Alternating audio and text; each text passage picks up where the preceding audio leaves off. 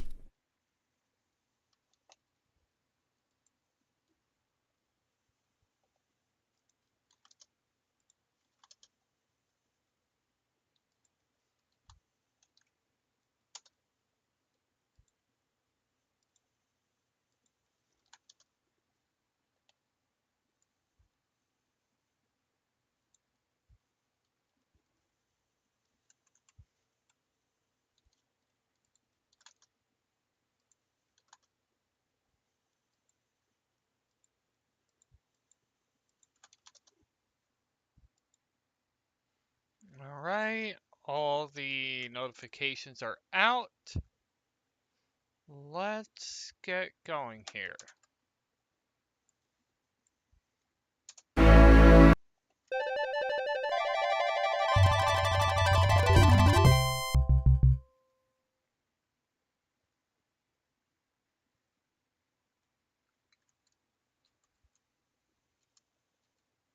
I need to find a walkthrough, get that put up.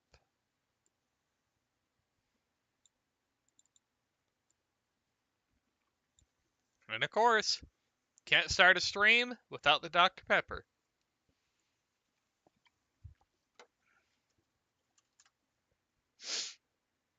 Let's go.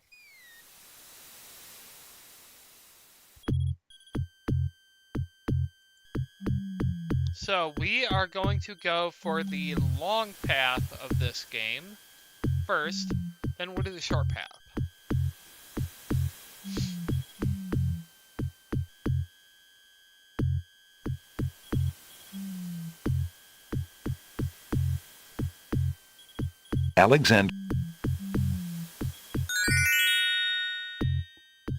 Alexander feels a strange pulling sensation.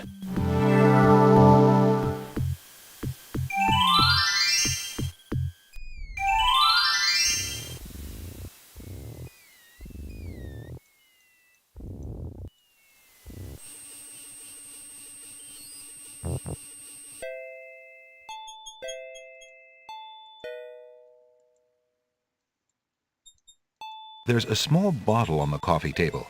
It bears a label that reads, "Drink me." There's a small... Alexander picks up the bottle.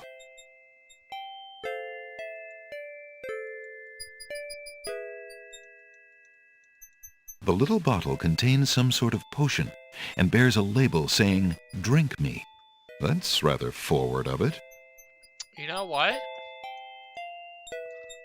I'm sure it's gonna be fine. Alexander searches the bottle. Alexander decides to swallow the potion in the bottle labeled "Drink me" to see what happens. Suddenly, his vision fades to black. His lungs become too heavy to breathe. His heartbeat slows. Oh no! Am I dead? Did I just die? Is this the end of Prince Alexander? Then, beats no more. No, I've killed Alex! Or have I? Suddenly, his heart takes a lurch, then beats strong.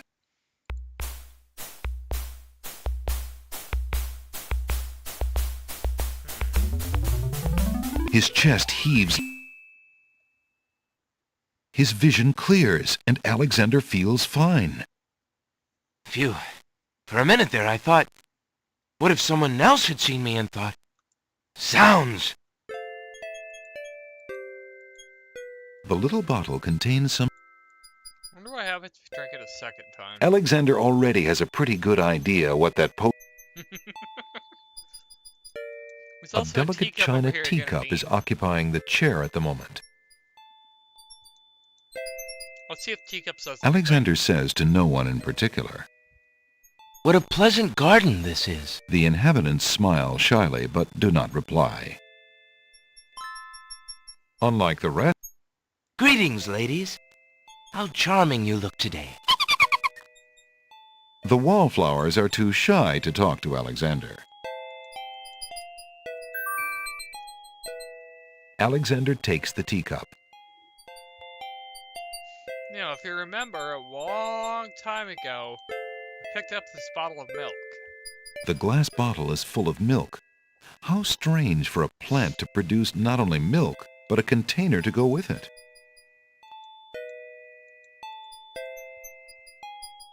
Now, if you remember, in the Book of Spells, Alexander is...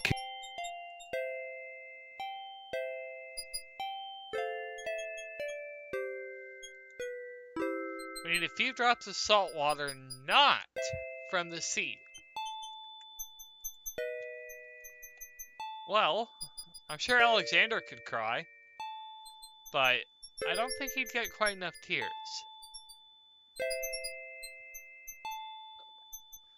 Well, we got babies here.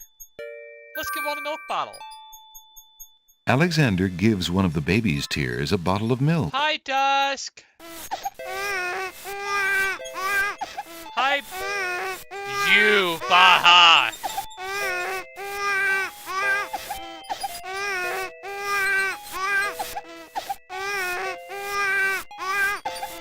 Welcome to the stream, Dusk. Welcome to the stream, Misfits and Misfires. The other baby's tears seem to resent Alexander's gift for some reason.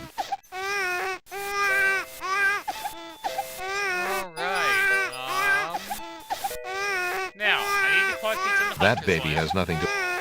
That baby... What? Oh, the other one. Alexander collects some of the tears in the old hunter's lamp containing the oracle's sacred water.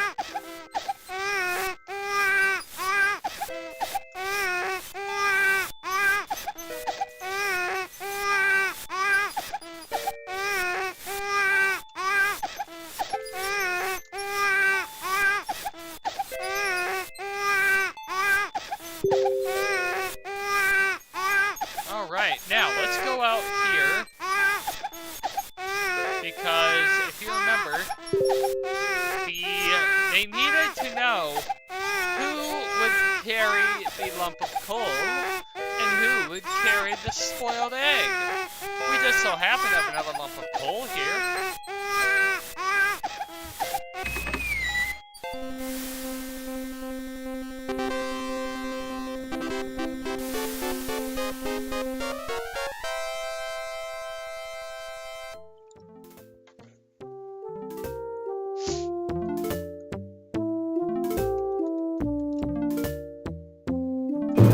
Your Highness may as well spend her royal time contemplating something else.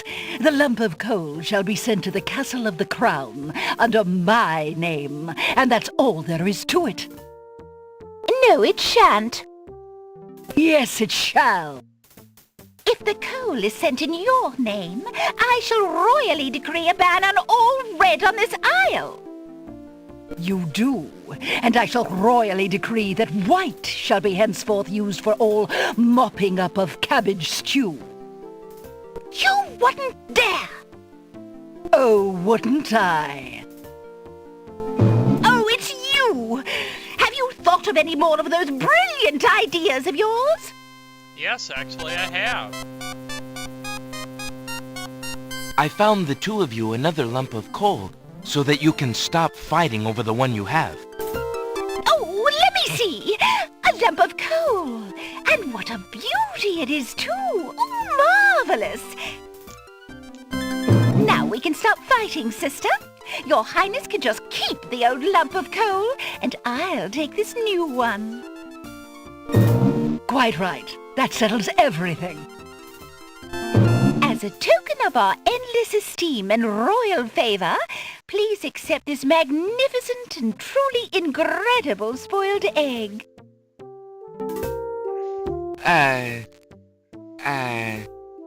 Thanks. Also, I have to do a thing here. Let me see that lump of coal, Your Highness. It is a beauty, isn't it? Why, it's bigger than my lump of coal. Let me have it There, immediately. you're now both mods. Over Dust my and dead body, Misfit. Your Highness. It's my lump of coal, and it is indeed larger and much grander. Just look at that sheen. I demand you exchange with me immediately. I love the shoulder shrug Prince Alex does. It is so awesome. So, with that done, we now have... The spoiled egg has a slightly yellowed shell that bulges in spots from the pressure of the gases inside. Now, if you remember, our book of spells here. We need some swamp ooze for a magic paint spell.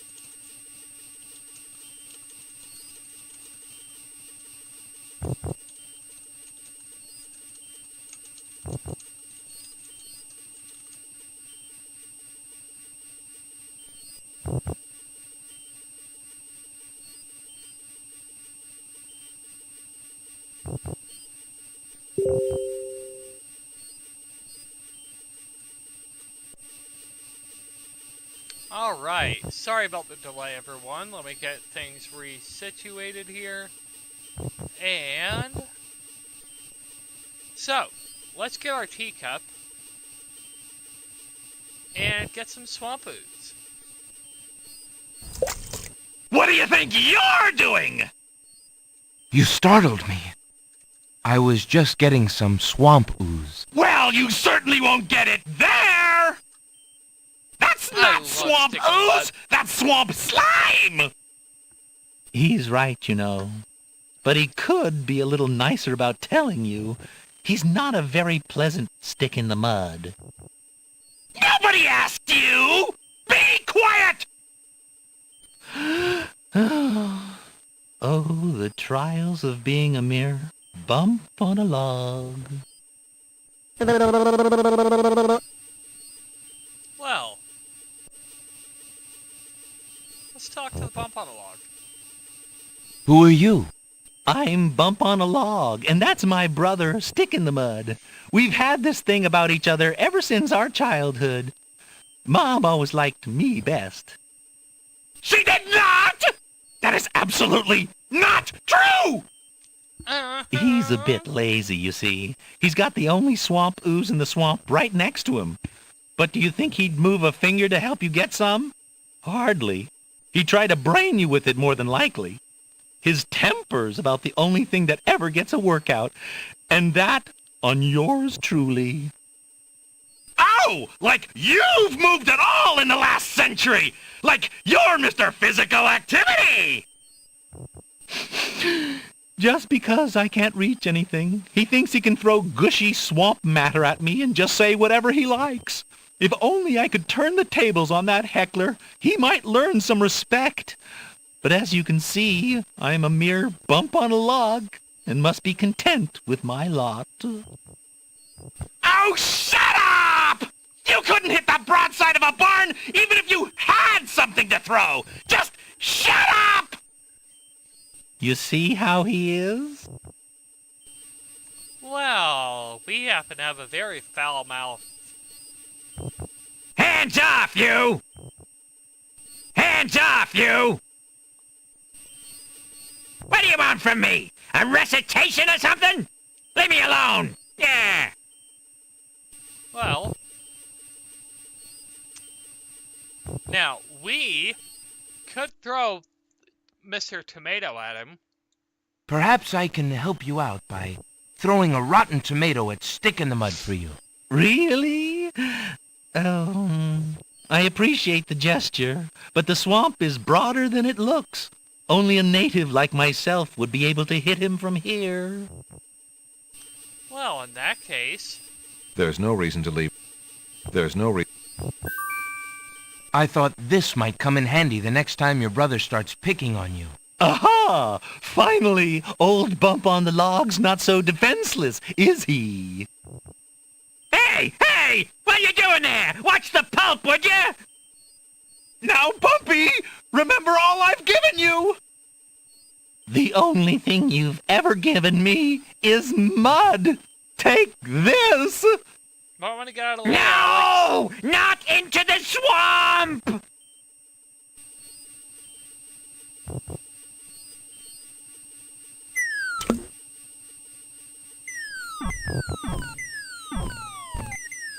Hey, okay. I give up. Jeez, sorry. Well, I guess it's not very pleasant having things thrown at you. I'm sorry. You mean it? Really? Brother. Brother! Stick in the mud and Bump on a Log, exhausted from the battle, immediately doze off into naps. Rotten Tomato, being equally lazy, decides to join them. The glob of swamp... The log, it's... How are you finding your new surroundings, Mr. Tomato? Can't you see I'm snoozing? All right, you done good. Now, go play in the street or something. Yeah. The cranky Stick in the Mud is sleeping now, and waking him up would be rather pointless. For a second, I thought Alex was about to walk into the swamp. Alright. Let's get this swamp ooze. Alexander fills the teacup with the swamp ooze. The teacup is too delicate. Alright, so... Now I need to... Let's go down. Now, we're going to go to the Isle of the Beasts.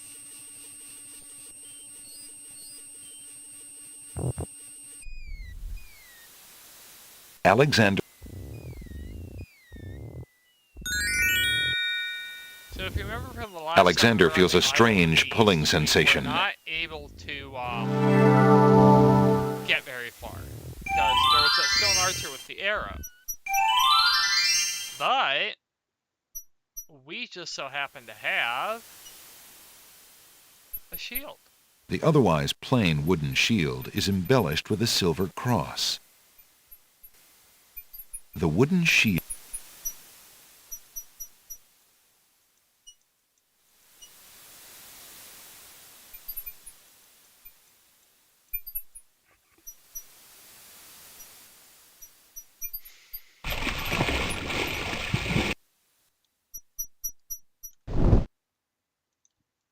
A stone arch, his stone bow is tightly drawn.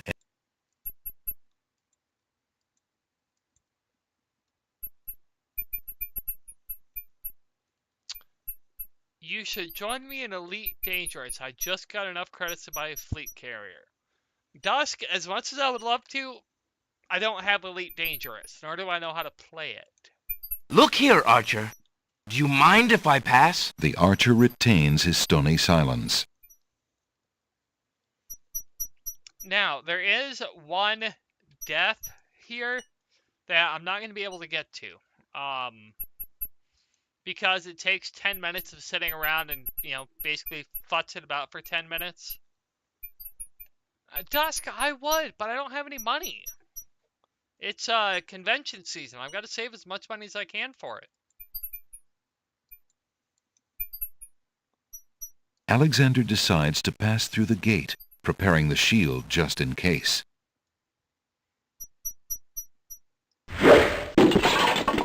The magic arrow completely shatters the shield. Good thing the arrow didn't hit Alexander. Sorry about that arrow, friend. The stone archer looks resigned and does not reply. Well, now that we can get through here. Flowering rose hedges grow on either side of the path winding north.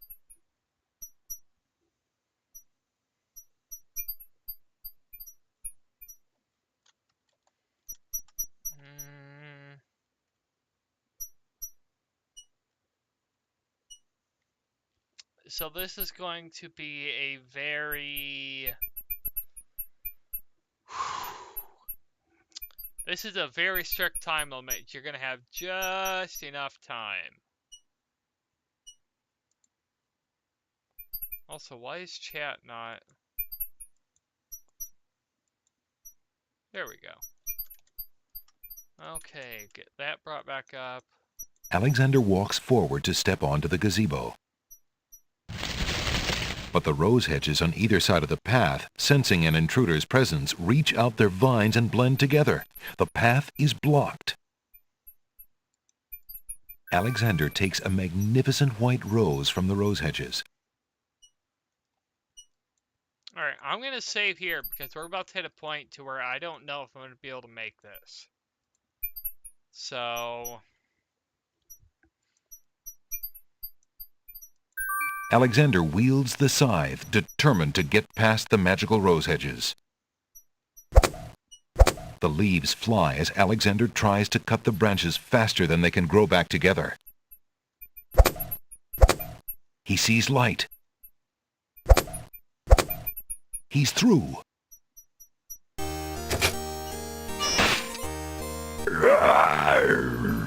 Who dares enter Hello, Beast's garden? handsome. My name is Alexander. I didn't mean to disturb your private garden. No. And yet, monsieur, you could hardly have accidentally broken through the 3 enchanted traps of the Isle of the Beast.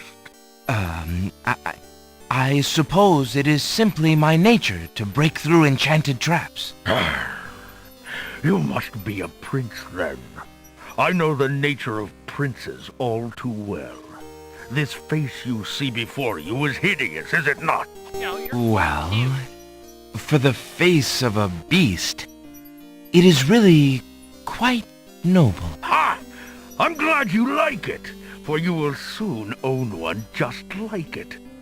I too was once a pretty prince, caring for nothing but adventuring and rescuing fair maidens.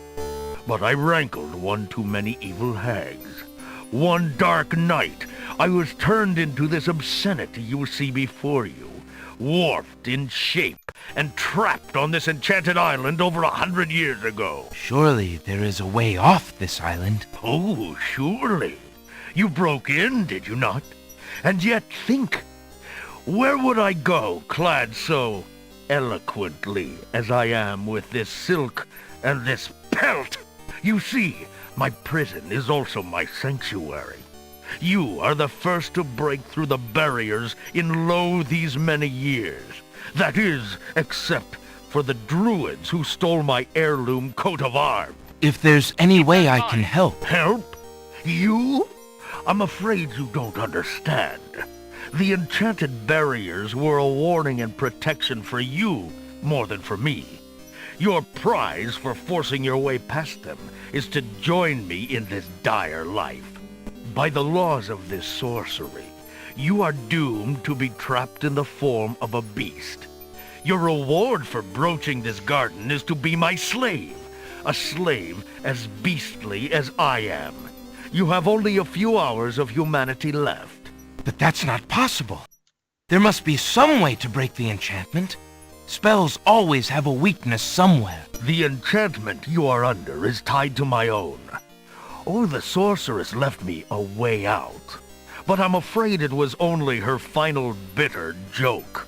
You see, I need only find a maiden to join me here, to share my castle, my life, willingly.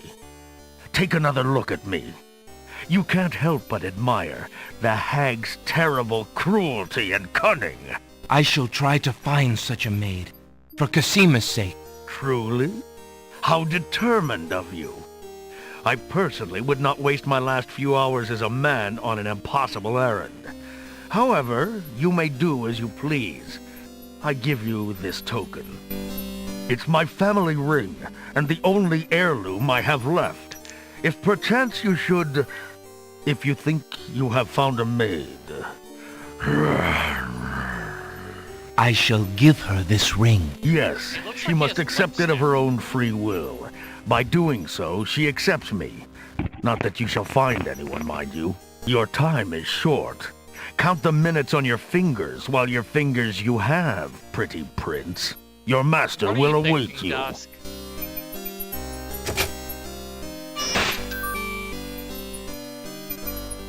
So now we have 10 minutes or we turn into a pig. I'm not kidding, a literal pig.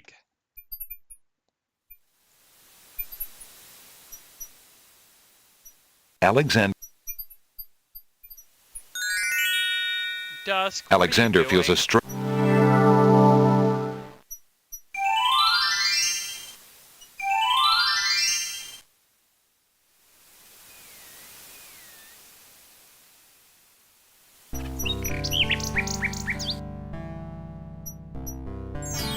Now I have just enough time.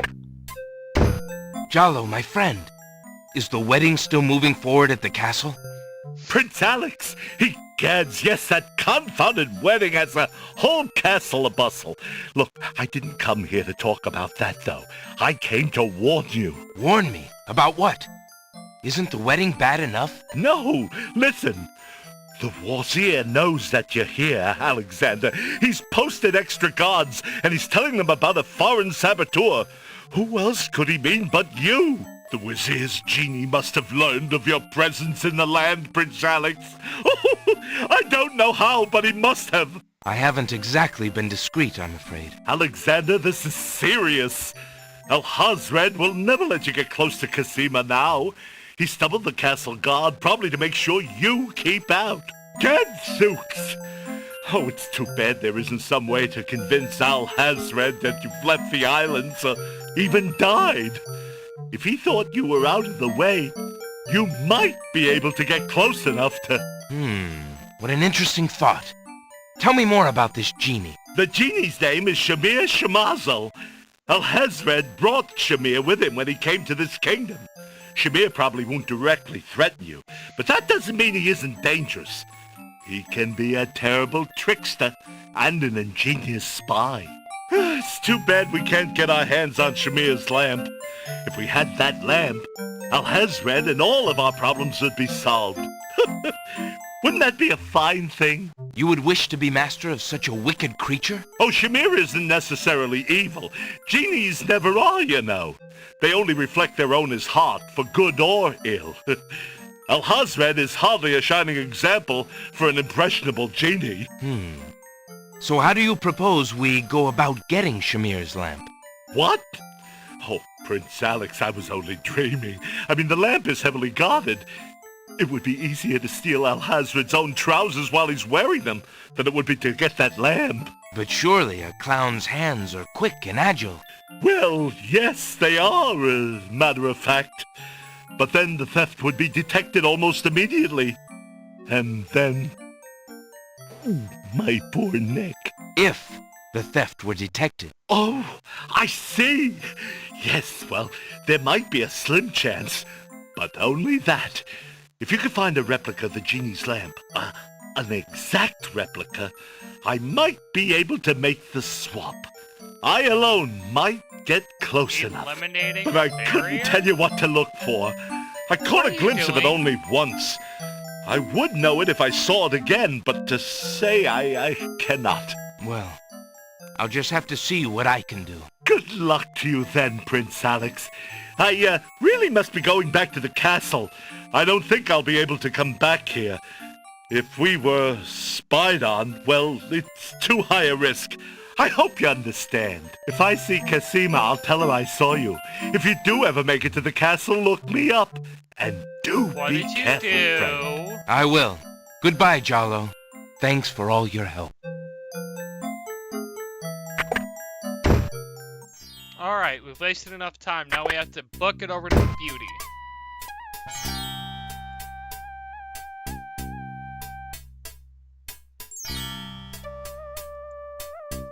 We're gonna get this white rose ready.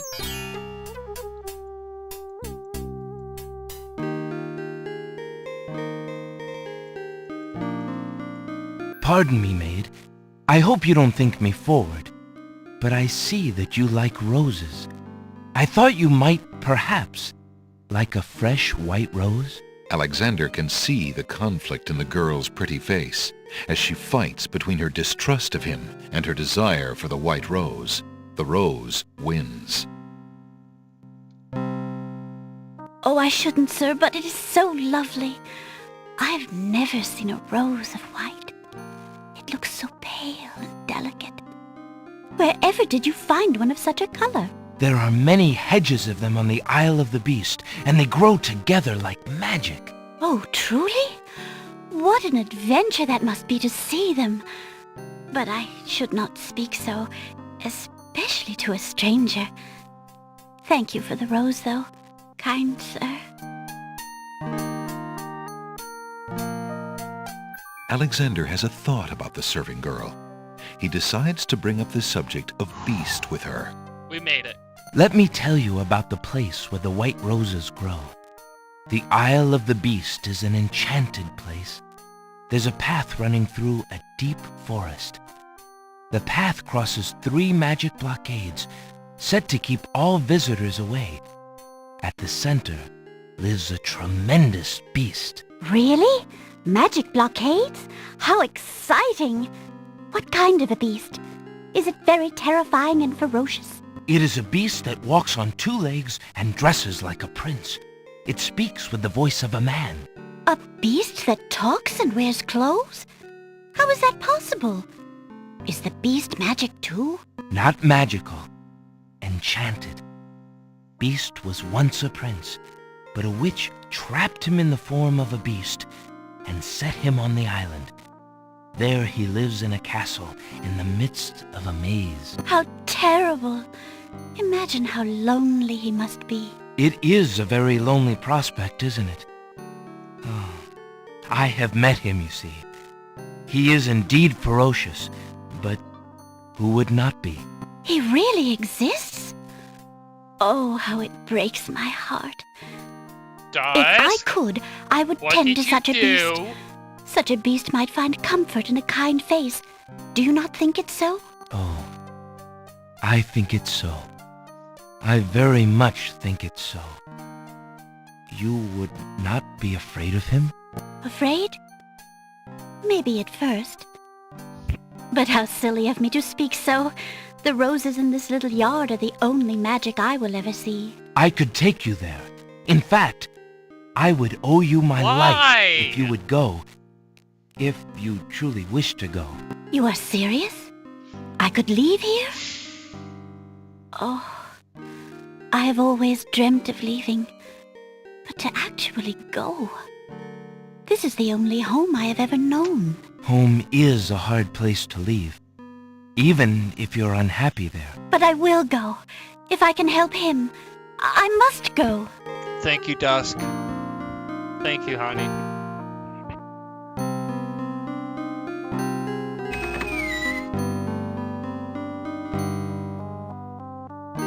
Is there nothing you wish to take with you?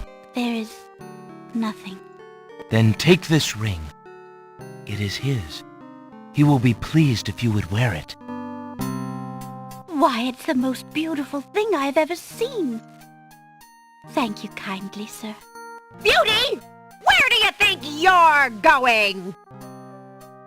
To a place where roses grow, and to someone who truly needs me.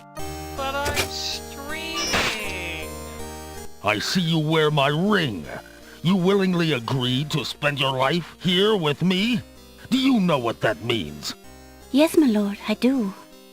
I have been touched by your story. Pity alone need not sentence you to endure this face. Oh, but it is a gentle face, and kind. You look at me so sweetly and are not repulsed. Oh, by the light of your eyes, my spirit soars. The enchantment! It is broken! I am pleased to have served you, my lord. Do you still wish me to stay? What? Speak not such nonsense, Beauty. Do you think that I learned nothing of true love during my time here? You are my queen. Oh, my clothes! This gown! How well it suits your noble heart. Oh, Alexander, how can I ever repay you? I have nothing to offer except my gratitude. But please, take these old clothes. Perhaps you'll find someone in need during your travels. You have already repaid me by your example of courage, Beauty. And by your friendship, I hope. You will always have our friendship and loyalty, Prince Alexander. But from a fellow adventurer, take some advice. If you find your true love, protect her with your life. Fear all beasts without the redeeming humanity of love. And to aid you, accept my mirror. Now that my life is no longer hung in false shadows, I have no need for it. Give it to someone with nothing to fear from the truth it reveals. Thank you. I wish you both well. Come, Beauty. Let me take you home.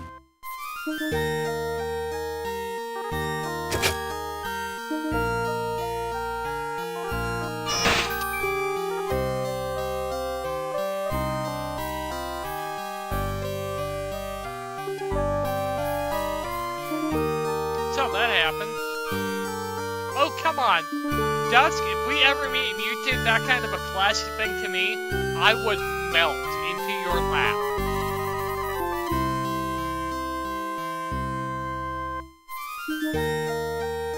Alexander fills the hunter's lamp to the brim with the fountain water. Alexander searches through Beauty's clothes, but Now, finds nothing. If I had not taken the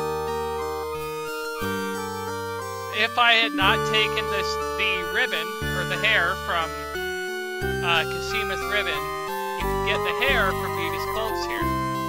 Now, there is a path where Alexander cross-dresses. It is hilarious. But that's the short path.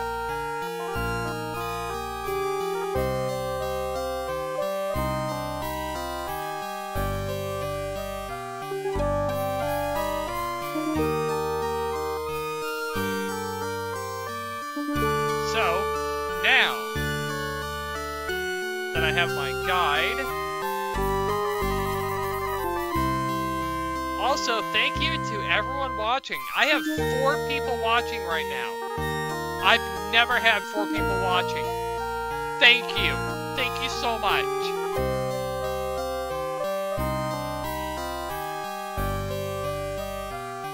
Alright, so, it is time for Alex to become a sorcerer. So, we don't have enough for the magic paint spell yet. We need River Styx water. We have no reason to charm a creature of the night spell, nor do we have the hot oak embers. But we do have everything we need for the make rain spell. Alexander prepares to enchant the hunter's lamp with the Make Rain spell incantation.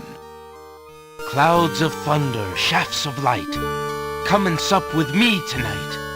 Waters 3 have I for tea, brew a tempest now for me.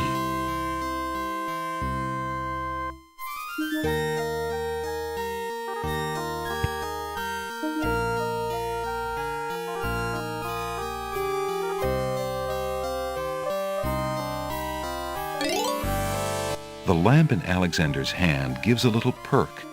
He hopes the spell works despite his makeshift teapot. Now, if you were watching my stream last night, you saw me die to the druids because I went somewhere I wasn't supposed to go.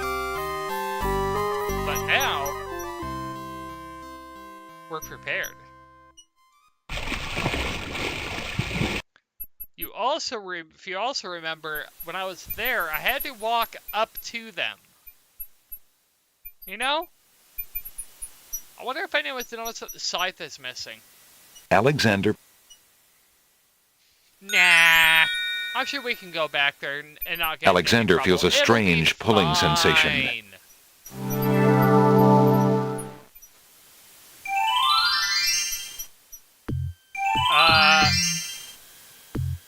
Uh-oh. Great gods! Did you see that? The man just appeared from nowhere. Perhaps he was sent by the spirits. I see no boat. He is an intruder, no matter how he got here. Grab him! Not again. Look, I'll leave. It's no problem. I think not. Let's go. Alexander is frozen at the spectacle before him. Robed figures are gathered around a bonfire. Some mystical ceremony is taking place, but as to its purpose, Alexander has no clue. We found a trespasser on the beach, Archdruid. Uh-oh. Archdruid. Now what has Alexander wandered into? This must be the foreigner we were warned about. How appropriate that he should come during our rain festival. Place him in the sacrificial my cage. love. Oh my god. Wait! I must rescue the princess! There's an ancient druid saying, a man who would save others must first save himself. Alexander is pushed into the confining wicker cage.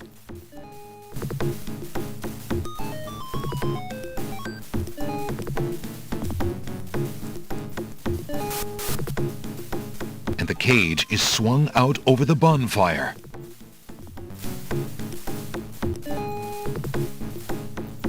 Alexander starts to feel a little warm. Maybe. The bottom of the cage is getting uncomfortably hot.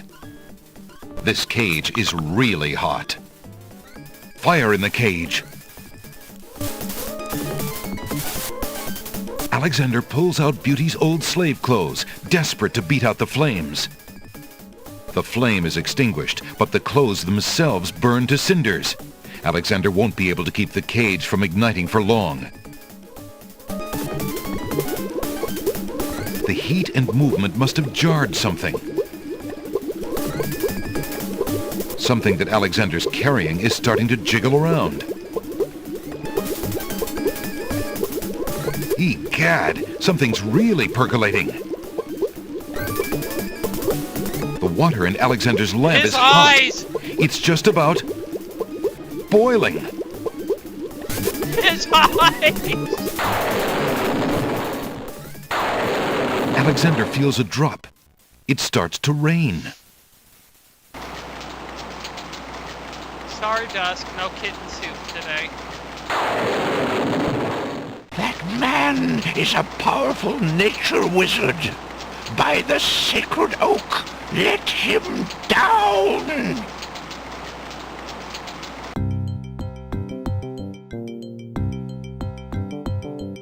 I must apologize for our rude welcoming committee. We've been feeling inhospitable ever since the winged ones stole our sacred miniature oak tree.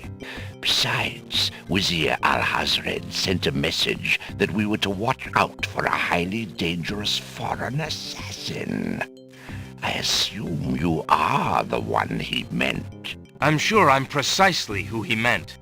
I assure you, I mean to harm no one, unless that person threatens the princess. I'm sorry to have disrupted your ceremony, but I'm running out of time. What is it that you seek? The Oracle on the Isle of the Sacred Mountain told me I should speak to you about the Realm of the Dead. She told me of 2 souls in unrest there that I might be able to free. Free souls in the Realm of the Dead? You're mad! The souls might be able to help me on my mission That to save the Cannon's head is princess. still alive. It's imperative that I do everything I can. The risks are not important. No.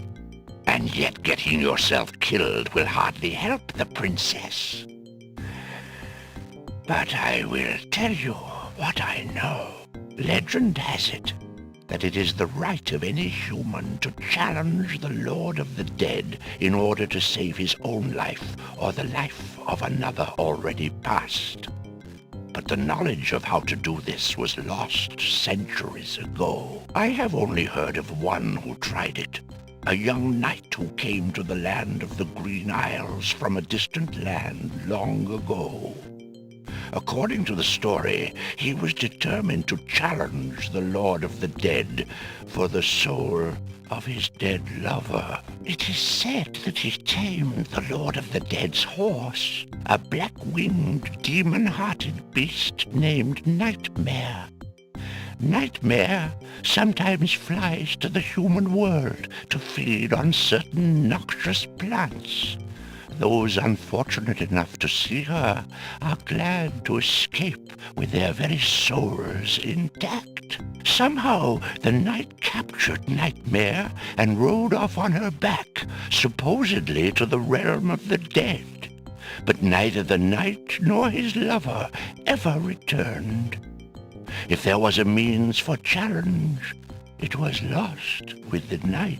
I see. Can you tell me anything about the Lord of the Dead? Ah, that is a blacker matter still.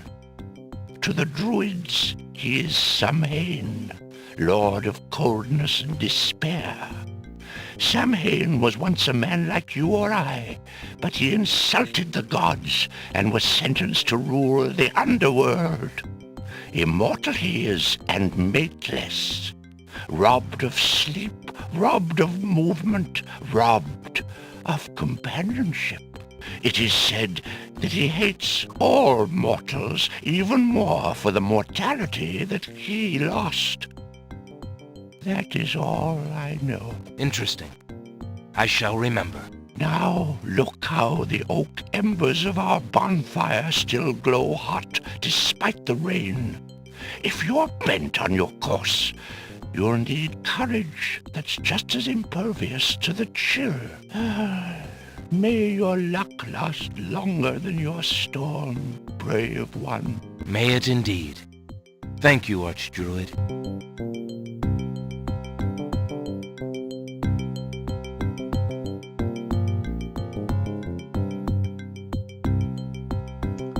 So, with that over, we're gonna save again.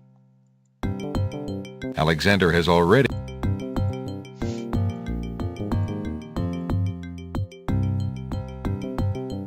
Alexander scoops up some of the red-hot embers in the ancient human skull. Now this is really cool.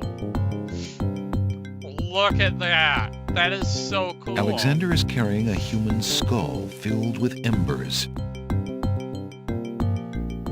Now, this next part coming up is probably about the most dangerous you're gonna get in the game here.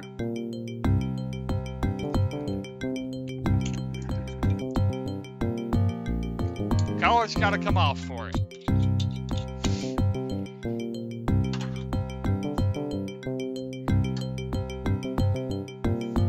So, we're gonna journey to the land of the dead, and if the zombies that are there touch us, we die immediately. No saves, no nothing. The embers are glowing with heat.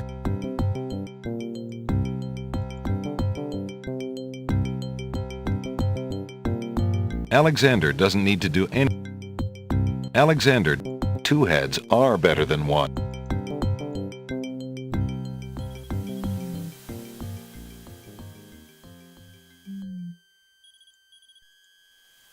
Alexander...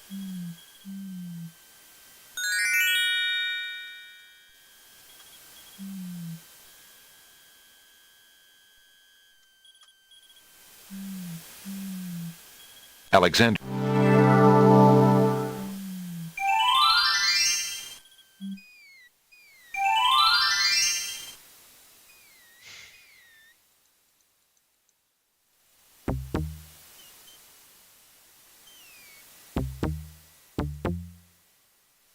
Oh no. Whoa! Whoa! Whoa! Whoa! Ow! Hey! I'm doing this because there's a funny little line you hear. Oh no. Alexander loses his... Whoa! Whoa! Whoa! Whoa! Ow! Hey! Oh no. Alexander... Whoa! Whoa! Whoa! Whoa! Hey! Quit making me fall.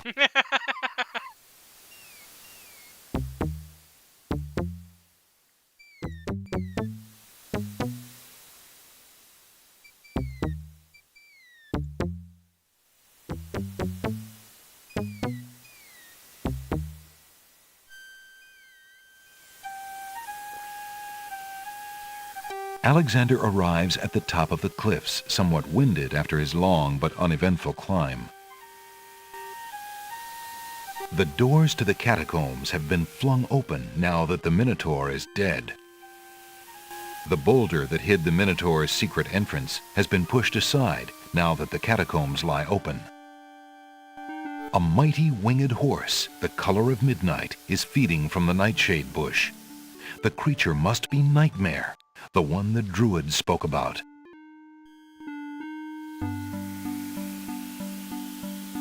Alexander puts the strand of hair into the skull.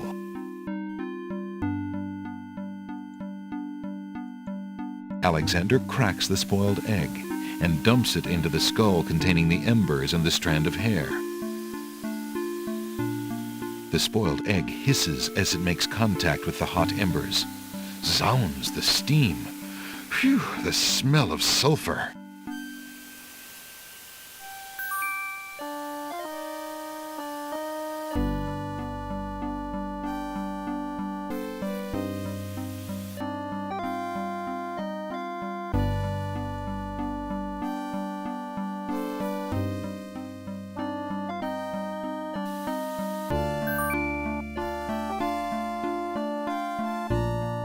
Alexander solemnly speaks the incantation over the skull.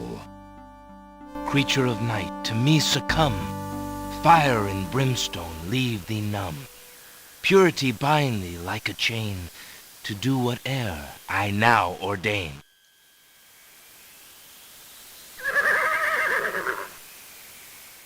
Nightmare flares her nostrils at the scent of the fire and brimstone. That's it! Come on! I need passage to your homeland, fiery one!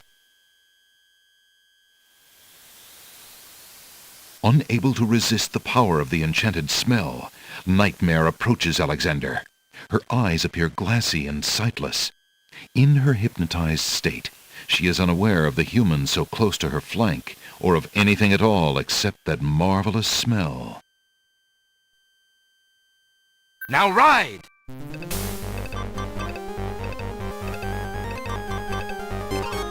Wow, what a view. Well, at least you're not looking at the horse's butt. Okay. Nightmare deposits Alexander on a strange, cold world. And some of the inhabitants... Okay. This is a very, very dangerous part of the game. So I have to talk to those two down here. But I cannot touch the zombies or...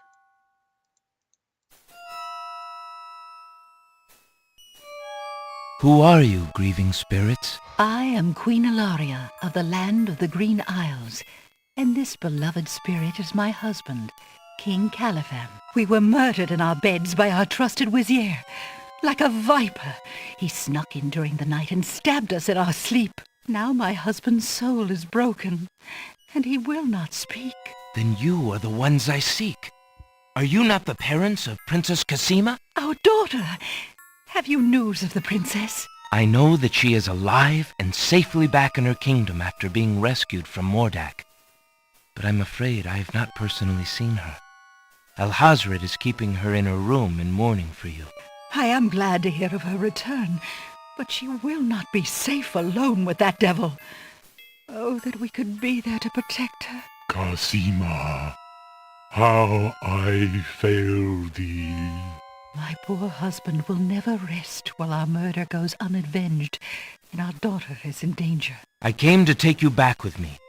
Your people are still loyal to you. They need to know about the Wizir. Cassima needs you too. But this is the realm of the dead. We cannot leave it. Nor, for that matter, can you. The only one who might be able to return us all to the land of the living is the Lord of the Dead. But he would never help us. He has no mercy. I might be able to convince him. I must try. Then take this. It is my ticket to the underworld. There you will find the Lord of the Dead. I cannot use the ticket as long as I'm chained here. And if we cannot be avenged, I will never be unchained. Thank you. Perhaps it will save us all. Okay. I'm going to show you guys what happens if you touch a zombie. Be careful, young man. If you can ease my husband's torment and help our daughter, we will be most grateful. I will do my best. Goodbye, Queen Ilaria.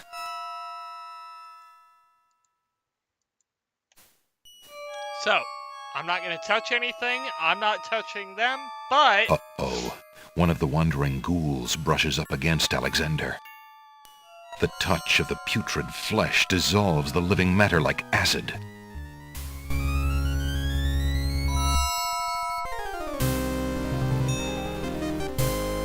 Tickets. Oh. Next. Alexander's mother always told him to avoid bad ghouls.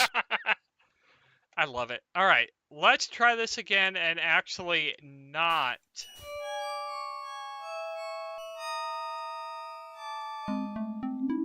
Okay. Why do you not rest, sad spirit? Rest? We're good. I cannot rest. My son is lost. Lost? You mean in this realm? No. His spirit is stuck in the land of the living, probably looking for me. But I cannot leave to go show him the way. My poor Ali. Is there anything I can do? Take this handkerchief. If you get back to the land of the living and find him, tell him that his mother is waiting for him here. By this kiss, he'll be able to find his way to the realm of the dead. I'll do my best to find him. Thank you. Thank you. Oh, my Ali.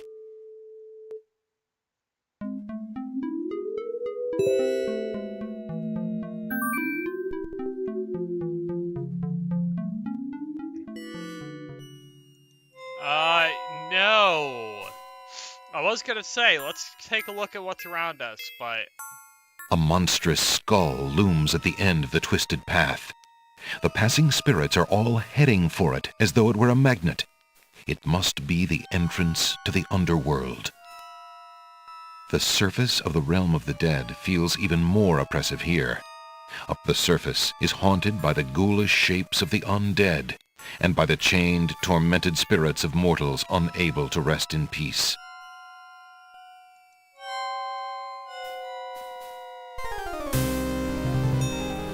The skeleton to the left of the path hands something to the spirits that approach the underworld entrance. Ticket, please. Next. Might I get one of those tickets? The skeleton with the tickets must not approve of Alexander's less than ghostly looks. He refuses to give him a pass.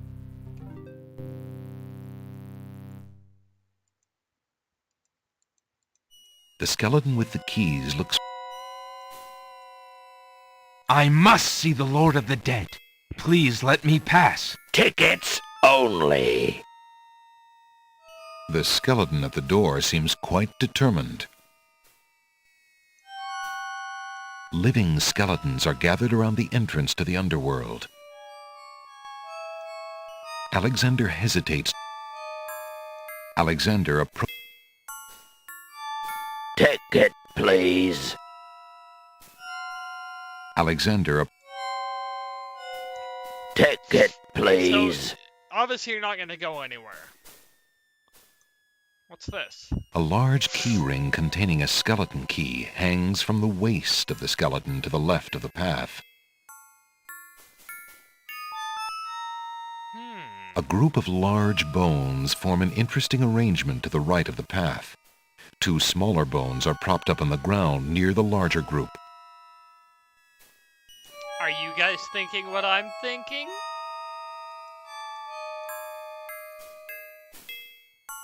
Alexander picks up the two bones on the ground. Now what do these bones remind him of? Ah, yes. Now I remember. The skeletons are overcome with the musical call of the bones. They begin to jiggle, then to dance.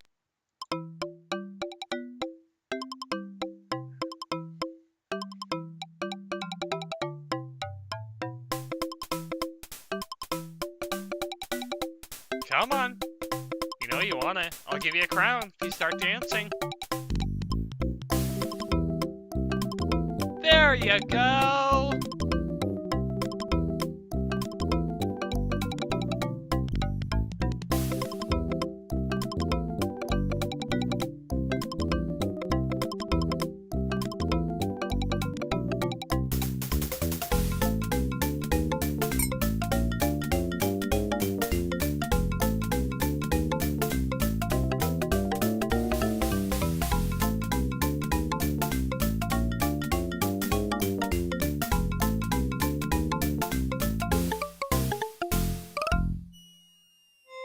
Alexander finishes his tune, and the skeletons resume their posts. Despite their frolic, they don't seem any friendlier. That was so silly. Alexander picks up the skeleton key. Now I wonder...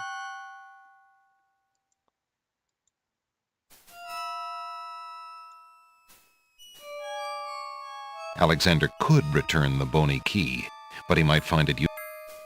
Now, we do have a ticket. The ghostly ticket reads, Admit 1. Alexander can see his hand right through the transparent ticket.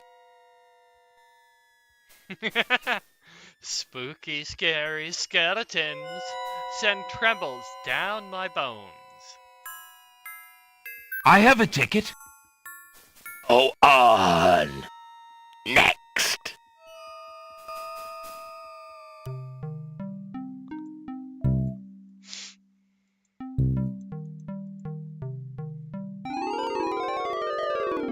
Apparently, Alexander's not the only one who's curious about the body on the path. Now, you do have to be careful here.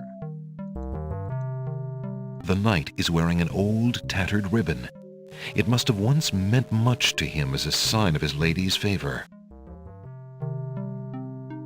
The knight is wearing one black gauntlet.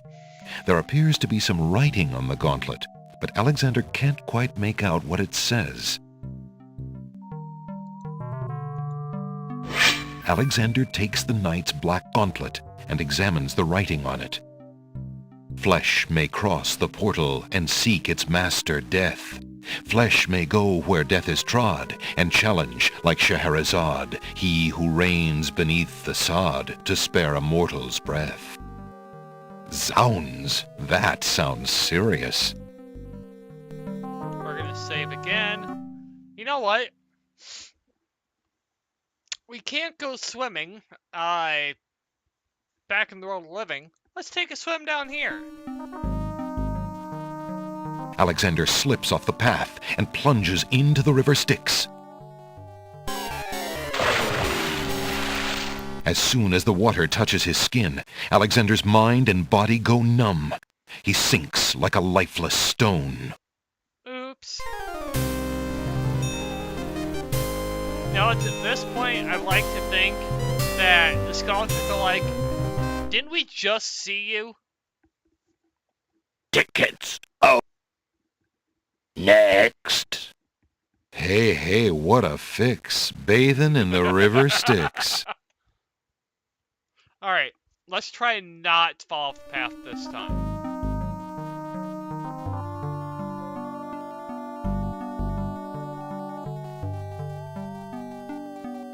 Alexander slipped. You see, this is one part of this that I really do not like.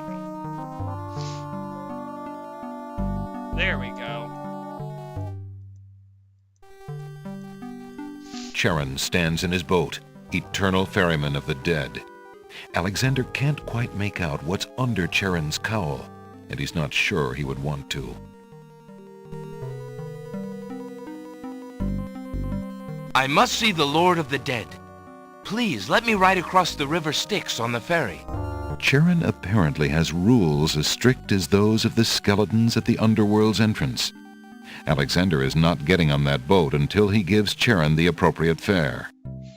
Now, if he did not take those coins from the crypt, well, you'd be SLL. I just so happen to have actually taken them. I wonder what happens if you touch him. Alexander can't push his way. The journeying spirit. Charon will determine. Nothing. Okay, well, let's give him the coins. Will these coins do as fare for passage? Charon accepts the fare and waves Alexander onto the boat.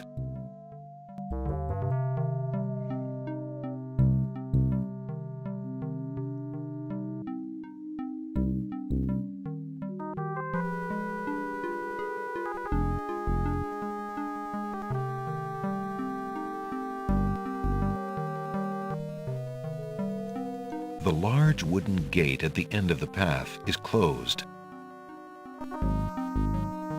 Now, yes, I know I'm saving a lot here. That's because there is so many ways to die down here. Also, I realize now I've been saving over my long, short path, so we'll start the game over from the beginning and focus on the short path after we get done with this one.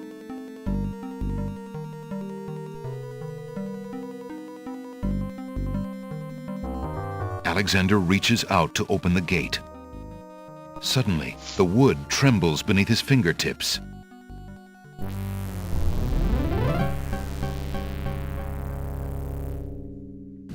touch has awakened my sleep. I smell the blood of a mortal. Reach out thine hand again, fleshy human, that I might devour it. It has been centuries since I last ate. Tony freaking J. Oh. May he rest in peace. He is so handsome, and his voice is like the voice of an angel. Let's do what he says. Alexander decides to try to force the gate open.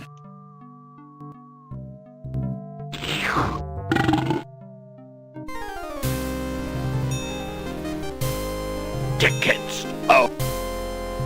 Next. It must have been love at first bite. Despite his fear, Alexander summons his bravest voice to command the living gate. I would pass, Gate. I have business with your master. My master and thine, human. I would be pleased to introduce thee. Only step forward and thou shalt meet him shortly. No, thank you. I come to meet the Lord of the Dead with my flesh still intact. And why should I let you past, human, when I would much rather eat you? I have been told that there is a way for humans to enter Death's realm. There must be something I can do. Some task that will allow me to pass through your doors, Gate. I seem to recall something. A trick. Perhaps, a test. Yes.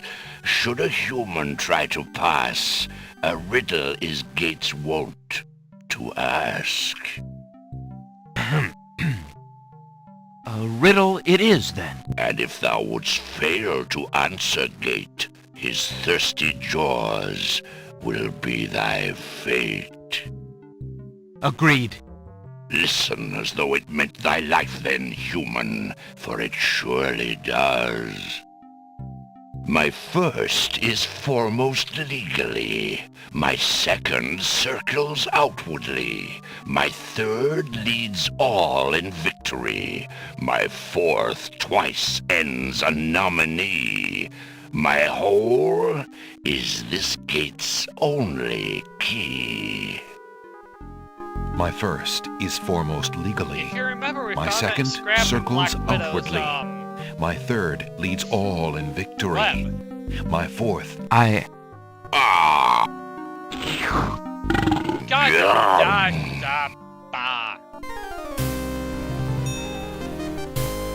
You know what?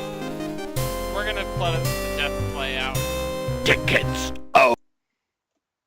Next. Riddle fiddle. What to do? Somewhere sticky, there's a clue. Despite... I would... No, thank... And... I have been... And if... Agreed. List My first is foremost legally. My second circles... The answer is love. Thou traitor of the mortal plane! How didst thou guess love? That riddle should never have been solved. Love is unknown in this realm. Love cannot be banished, even from this place. There are spirits still pining of it on the surface above. Still less can it be banished from my heart. Enough! Burden me not with thy poetry. Pass through, and quickly, before I change my mind.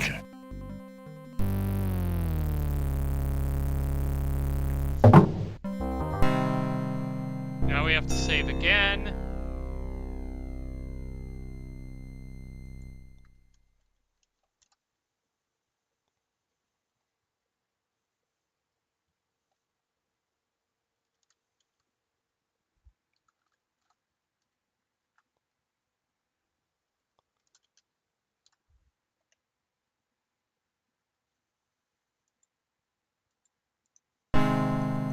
Excuse me, I'd like an audience, please. The shrouded guards escort Alexander to the throne of the Lord of the Dead.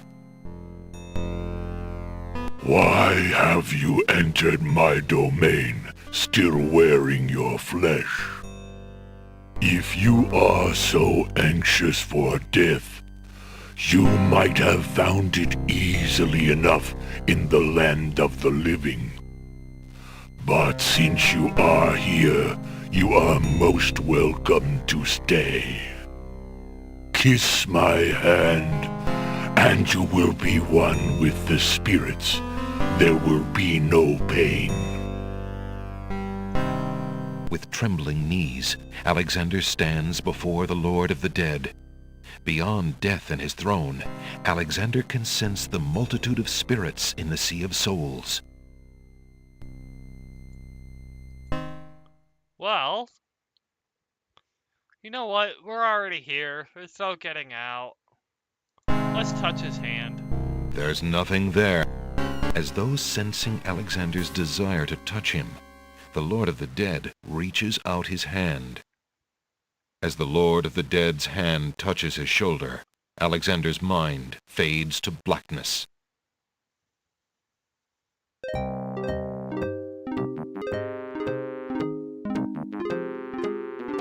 Now, this is the same death you get if you just sit there doing nothing, like this.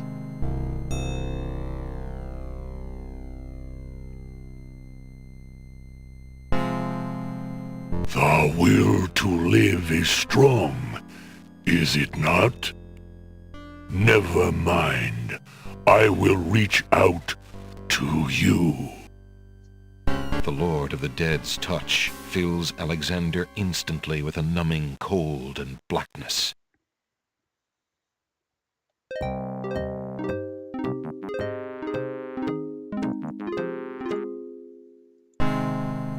Here's what you're supposed to do.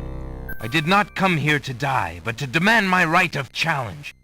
I respectfully challenge thee, death, by throwing down this gauntlet. Man may pass the portal and seek its master, death. Man may pass where death has trod, and challenge like Scheherazade, he who reigns beneath the sod, to spare a mortal's breath. He has the gauntlet! Impossible! He challenges death. Who are you to challenge death? A man of flesh is all I need to be, my lord. And what is it that you seek with this challenge? The soul of some dead maiden? I seek the souls of King Caliphim and Queen Ilaria of the land of the Green Isles. You would save 2 human souls and emerge alive from this realm yourself? That shall be a difficult challenge indeed. The tomb does not open its doors lightly. Either all 3 of us leave, or none go. Very well. Then let me think of an appropriate task. Ah, yes, I have it now. Your challenge is this. For thousands of years I have sat upon this throne. I have heard every sad tale that can be told by human lips. I have seen tragedies that ended empires, injustices that defy reason, love that would light the very stars turn cold and hard. I have seen torments that cannot possibly be borne, and yet must be, for centuries. This thing I have never done.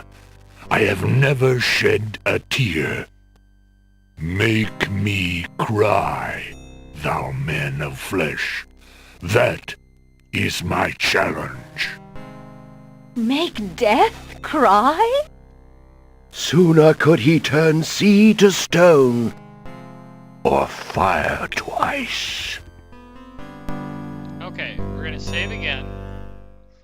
I I know, let's tell him it's another sad, sad story. I mean, he hasn't heard our story. Maybe we can make him cry. Perhaps a tale of my love?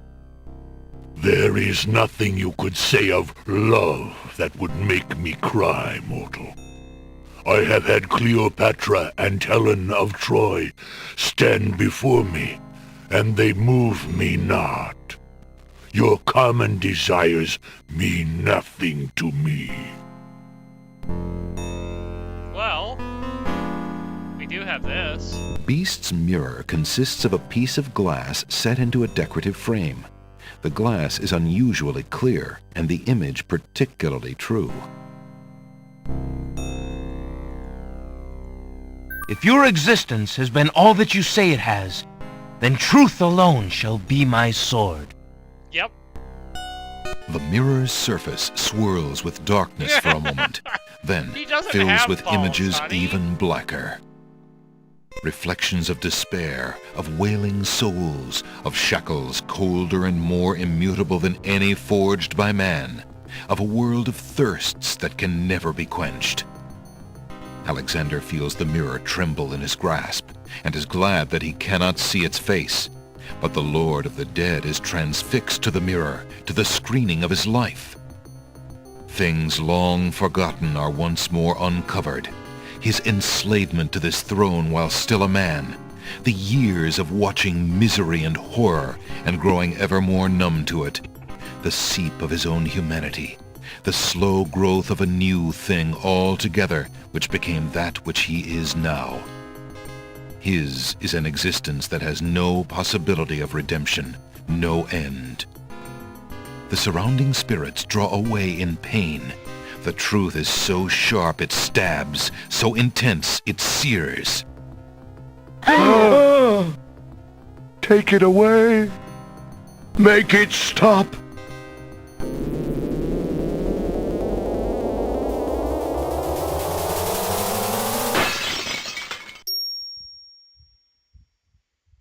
The mirror of truth cracks from the strain, and death sheds a single gray tear.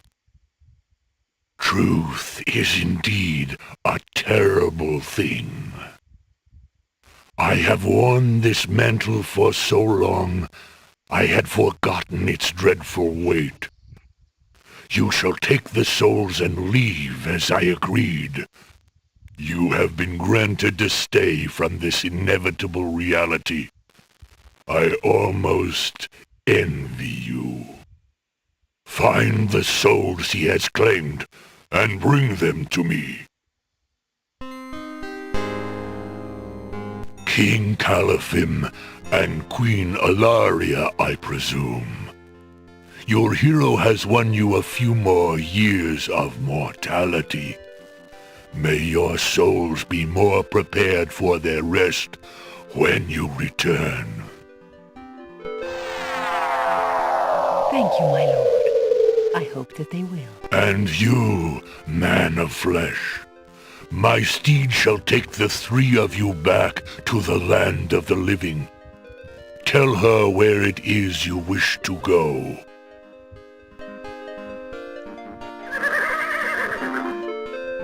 Until we meet again, then, I assure you, we will meet again. No offense, my lord, but I hope that will be many long years from now. It is never as long as you might wish, mortal. Now, begone. Yes, my lord. Everyone's like, nope, we're out of here.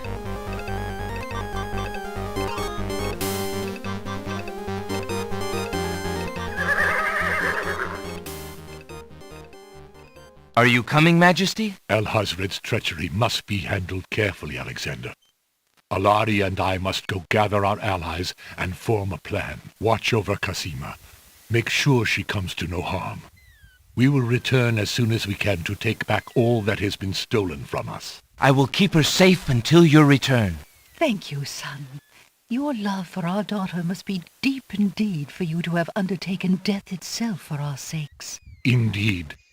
May we succeed in what awaits us, and live long together as a family. Now, do I still have... No, I do not. Quick little Alexander. side trip. I hope. I'm gonna save first. Because this is gonna be... Well, I'm going for a perfect score Alexander. here. And this is worth 1 point what I'm about to do. Alexander. I hope.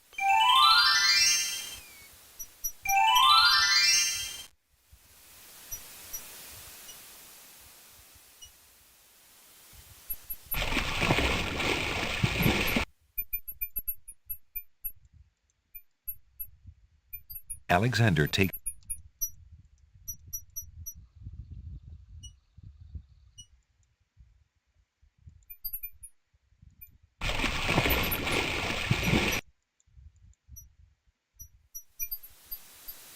Alexander.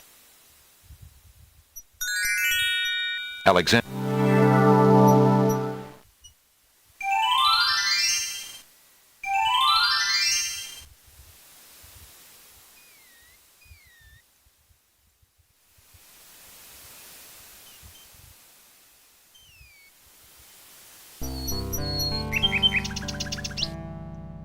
Alexander doesn't... There's no... Alexander holds out the rose, hoping that the bird will deliver it to Cosima.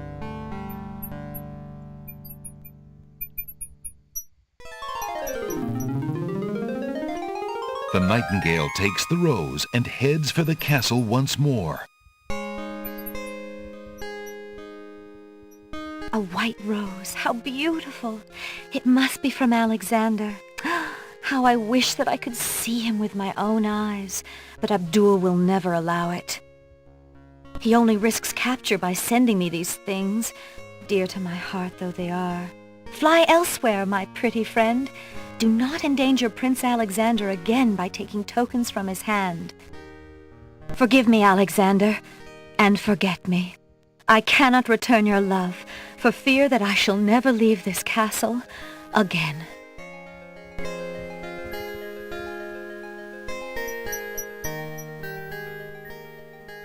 Alexander waits in vain for Cosima's nightingale to return, but the bird does not.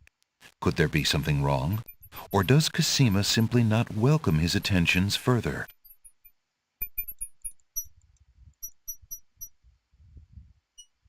Look who's back. Oh, Good day, Prince Alexander. He's here. I've got a thing for him.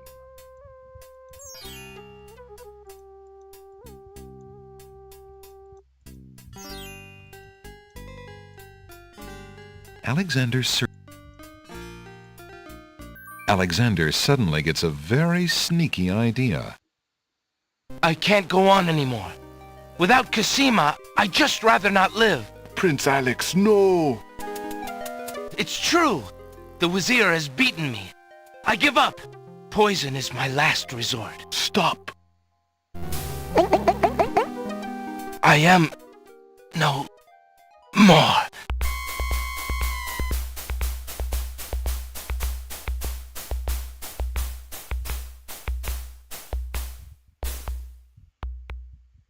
Oh, what a waste. The poor young fool. He's dead. He's dead. Wait until Abdul hears. He'll be so pleased. Pay attention. Because here...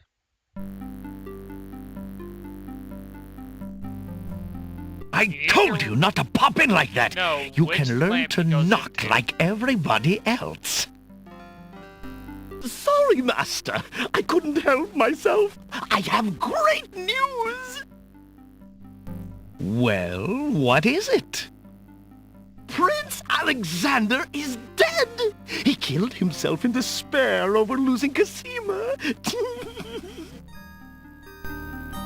What? Are you positive? That young man has proven to be most devious. I saw the whole thing myself, Master. He was really and truly quite dead. If what you say is true, it shall be most convenient. You've spent enough time on that little irritant. We must start thinking about the wedding. Anything, Master? Oh, I do love weddings. Well, we do want you to look your prettiest, don't we? Now, Shamir Shamazel, to the lamp with you. Prepare yourself, as we discussed. Blue lamp. Alexander's heart lurches to life in his chest.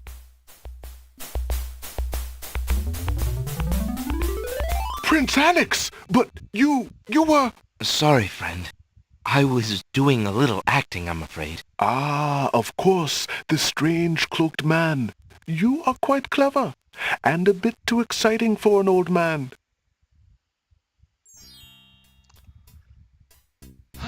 Well, with that done,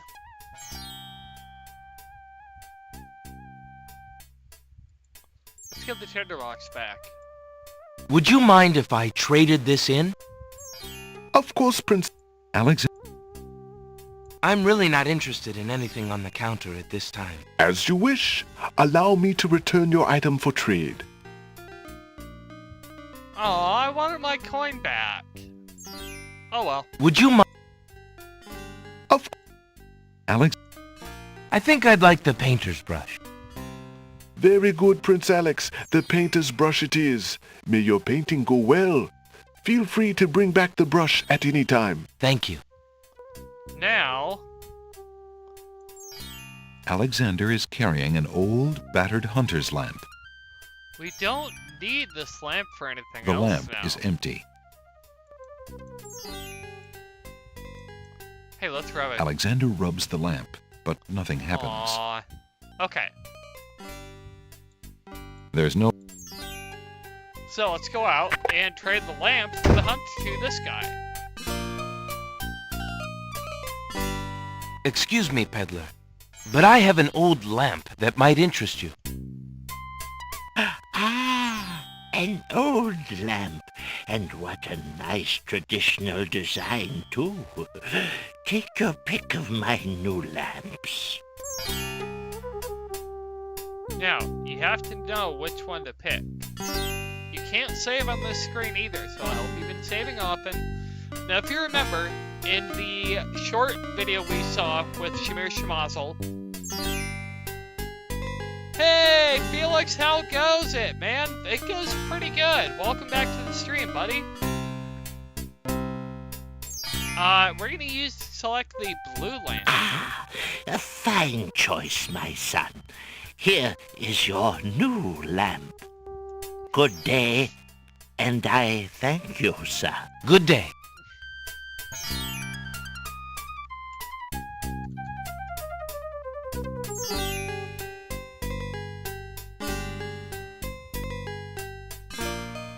Drat, another dud.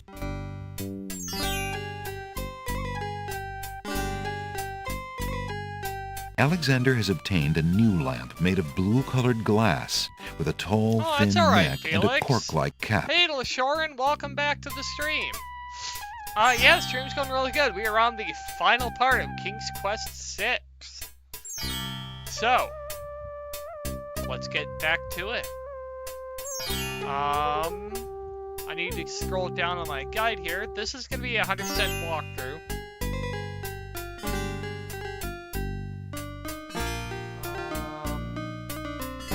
Yep.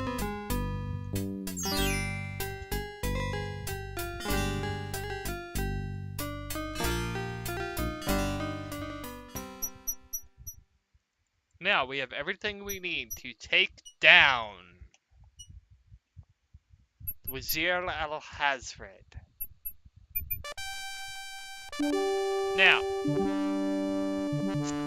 if you were going for the short path, this is where Prince Alex would become, well,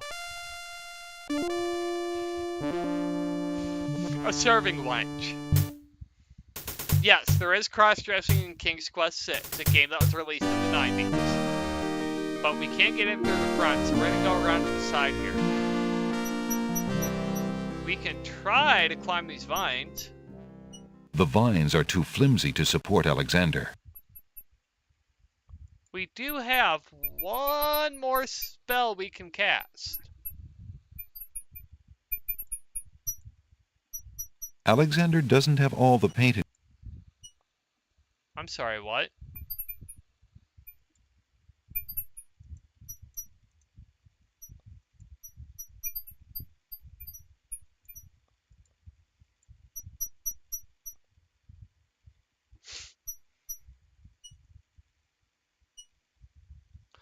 Oh no! Oh my god! Oh!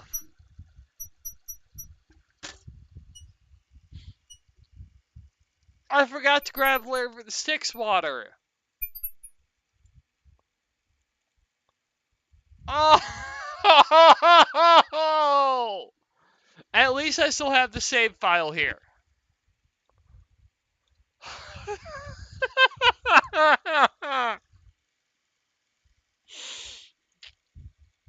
Chat, press F if I am an idiot. About half hour, 45 minutes, Lashoran. So we are going to go over here. Over here. Why do you Thankfully, not... Lost. Is there any... most of the time spent here I'll do... is the, dialogue. Right? Alright. So, I have the ticket. I have the handkerchief. Chat, do not let me forget again.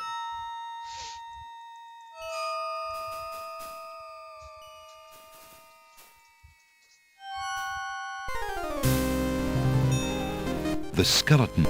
Ticket. Next.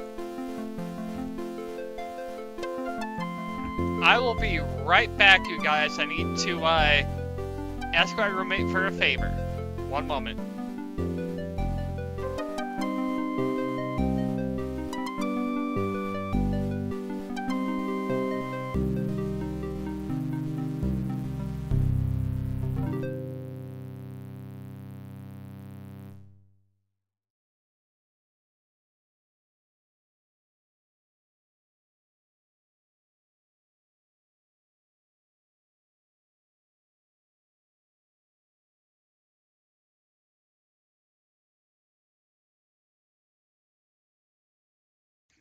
And I am back, yes.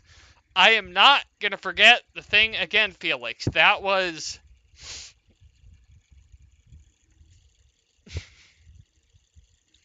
I feel like such an idiot.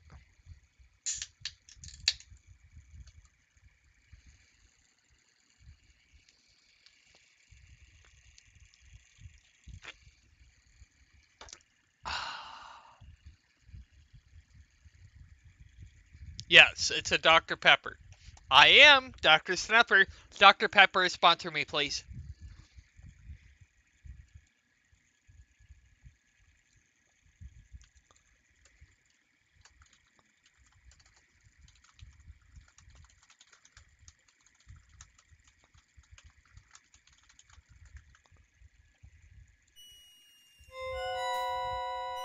Alexander...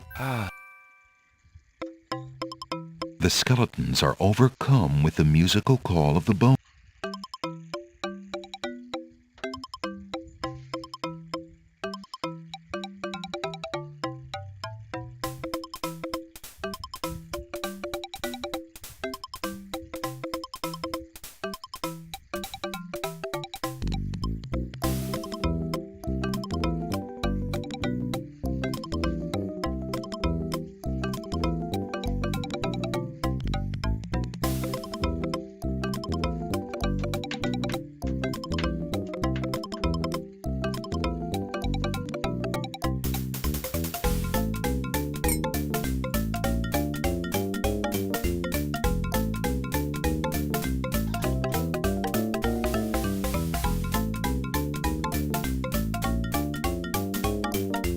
Sure, you're now a standard channel mod.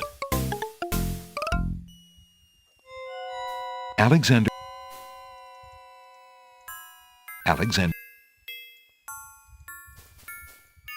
I haven't. Oh,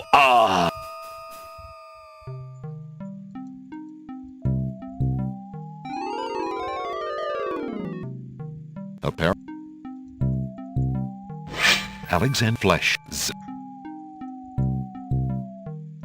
The ribbon is so... Alexander has...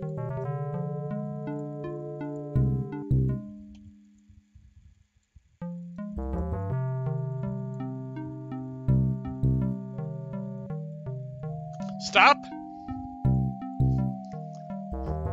Okay. We are at the River Styx. What do I need to get, chat?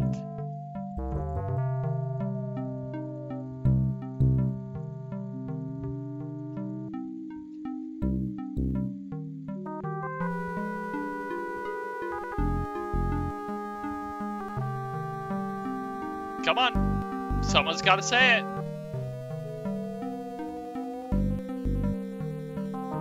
We are going to get our River Styx water. Alexander doesn't... The journey... Using that on... Alexander scoops a little of the River Styx into the teacup with the swamp ooze, being careful not to get any of the black water on his skin. I'm gonna save, and I wonder what would happen if I try to drink it. Using that, the teacup is too Will these... Sharon?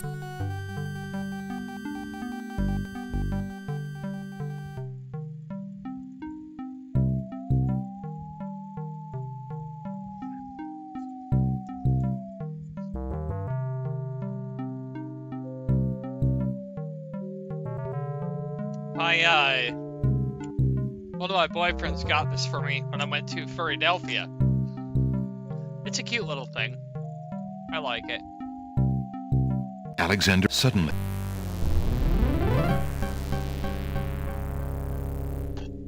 what touch has awakened my Tony sleep? J. Oh my god.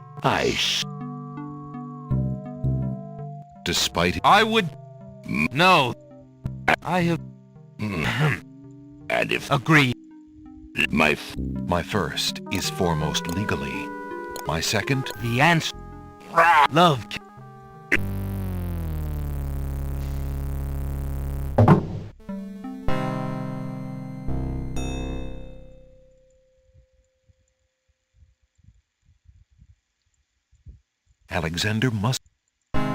Alexander approached... Why, if you kiss... I did not... Man make... He has the... Image. A man of... And I seek... You... Either... Very... for that... I have this... Make... Soon off. Sorry to speed through the dialogue, guys. I've been through this once, and I'm approaching the time where I need to start thinking about ending the stream. If you're... The reflect Alexander thing is the surround... Take it, make...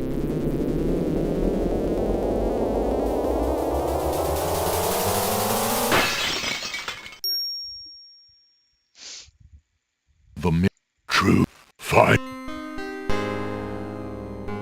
King. Thank you, my... Unto... Noah. It is... Yes, my lord.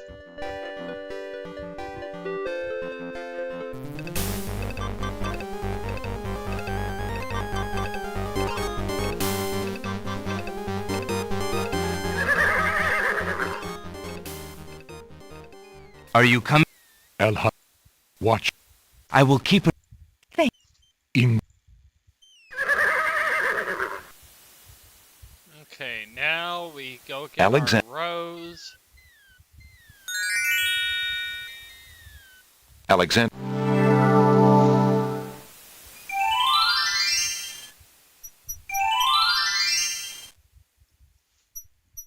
I did talk to... Yes, I talked to Mom.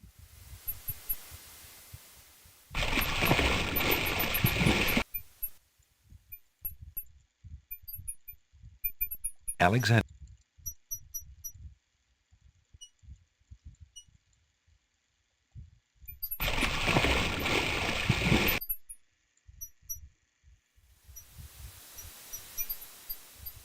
There's no... Alexander pulls out his magic map. Oh my god, I have 5 people watching me now?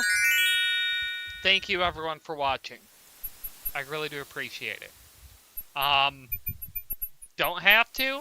I'm not gonna sit here and ask this multiple times. I will, however, ask once.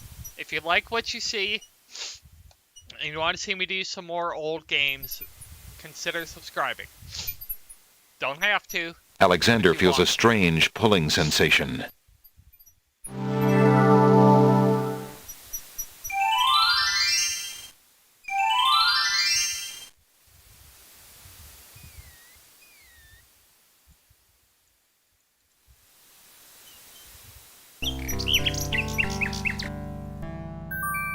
Alexander holds out the rose, hoping that the bird will deliver it to Cosima.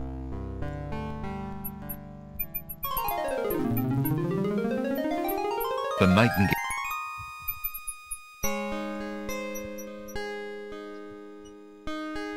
A white yon forgive.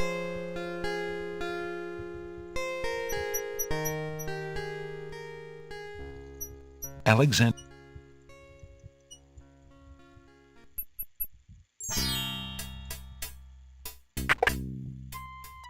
Good day.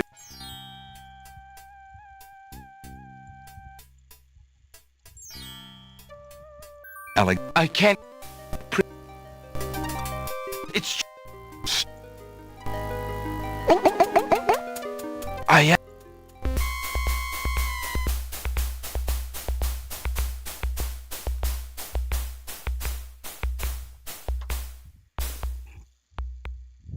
Oh.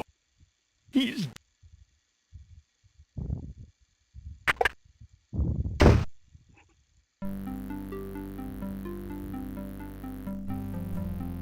I told... What? I saw... Any... Well... Now, Shamir Shamazel, to the lamp with you. Prepare yourself, as we discussed.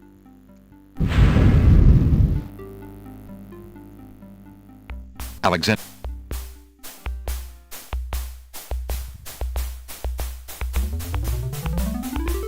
Prince Sorry. Ah.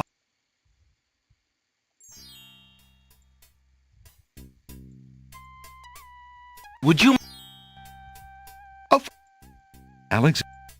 I think I... Thank you.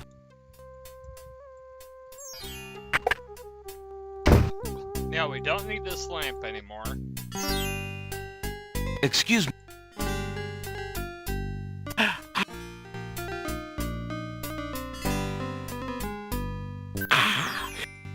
Good day. Good day.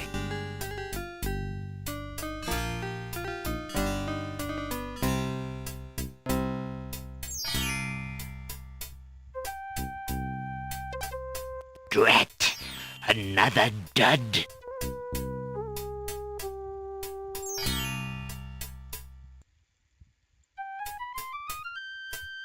Alright, now...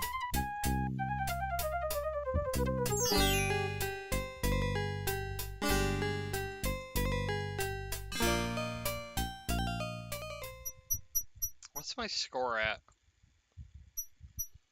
181 out of 231? No, that makes sense.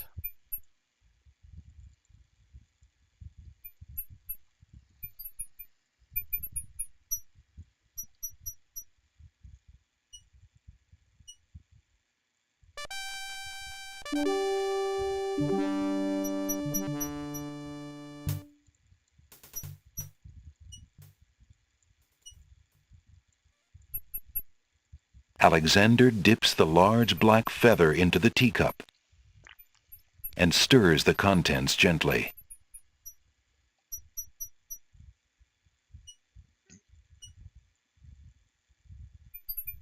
To his amazement, the jet black color of the feather slowly drains from end to tip into the teacup.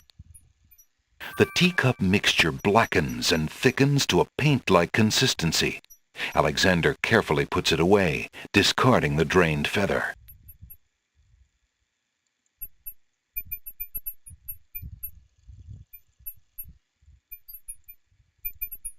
Feeling artistically inspired, Alexander decides to make use of the large blank castle wall.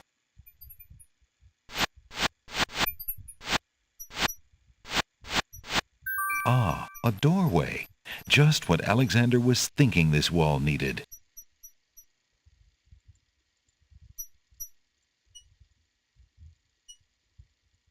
With trepidation, Alexander gathers his strength for the enchantment of the painted door. Magic paint, black as ink, bring to life what I think, make it real what I draw, according to this spoken law. The spell worked. The door has magically solidified.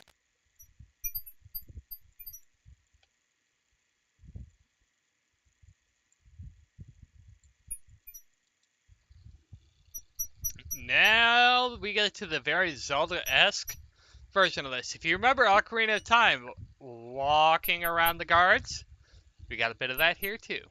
Eager to be inside the castle at last, Alexander opens the enchanted door and steps inside.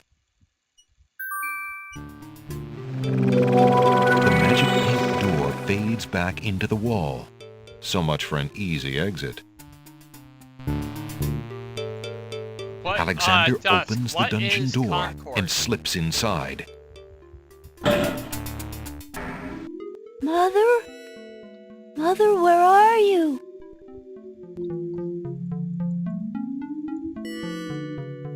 What's the matter, little boy? I'm lost. I can't find my mother. I don't know why she would just leave me here. I've been alone ever so long. You must be the son of the spirit I met in the realm of the dead. She gave me this handkerchief and asked me to... It even smells like her. I can feel her now. I know where to go. Wait. Before you go, is there anything you can tell me about the castle? I like to play in secret places. In the basement behind the Man of Steel is a door. Nobody except me knows it's there Why anymore. did it fail, Dusk?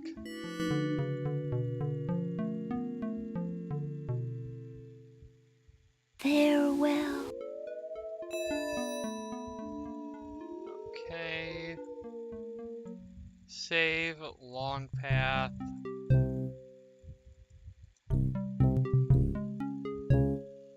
Exit the dungeon, head southeast.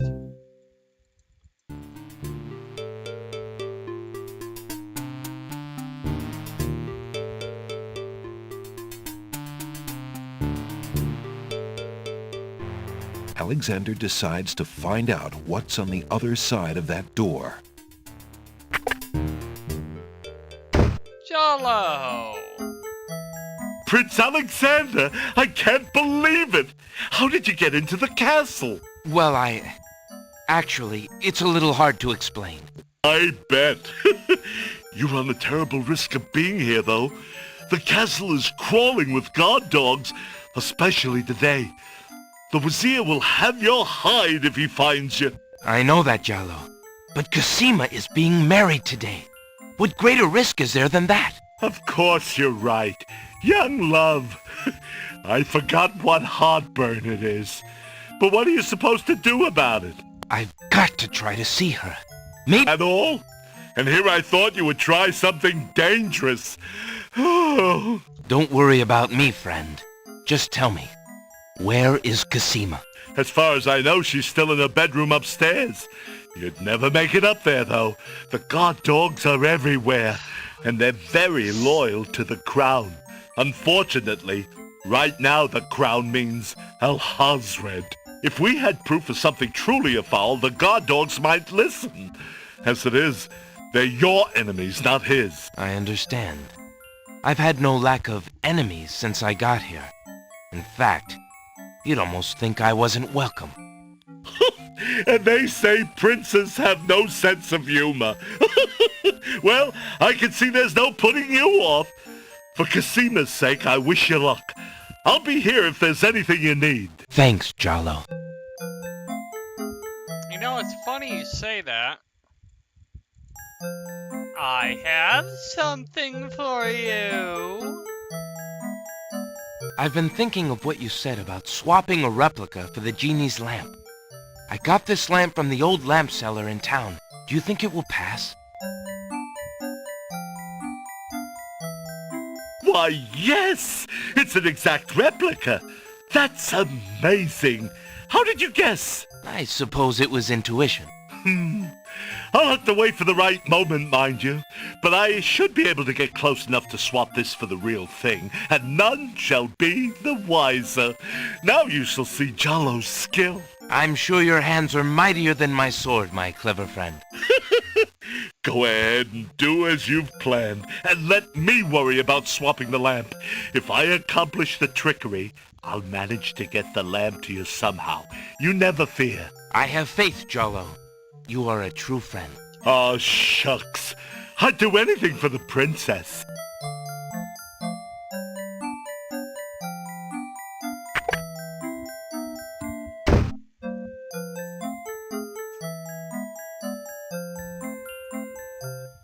Give me a moment, guys. I'll be right back.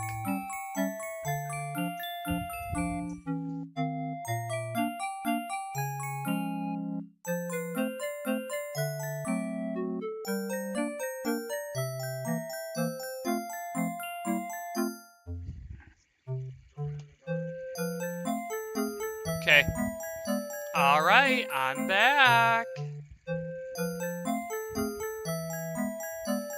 And I have a puppy! Isn't she adorable?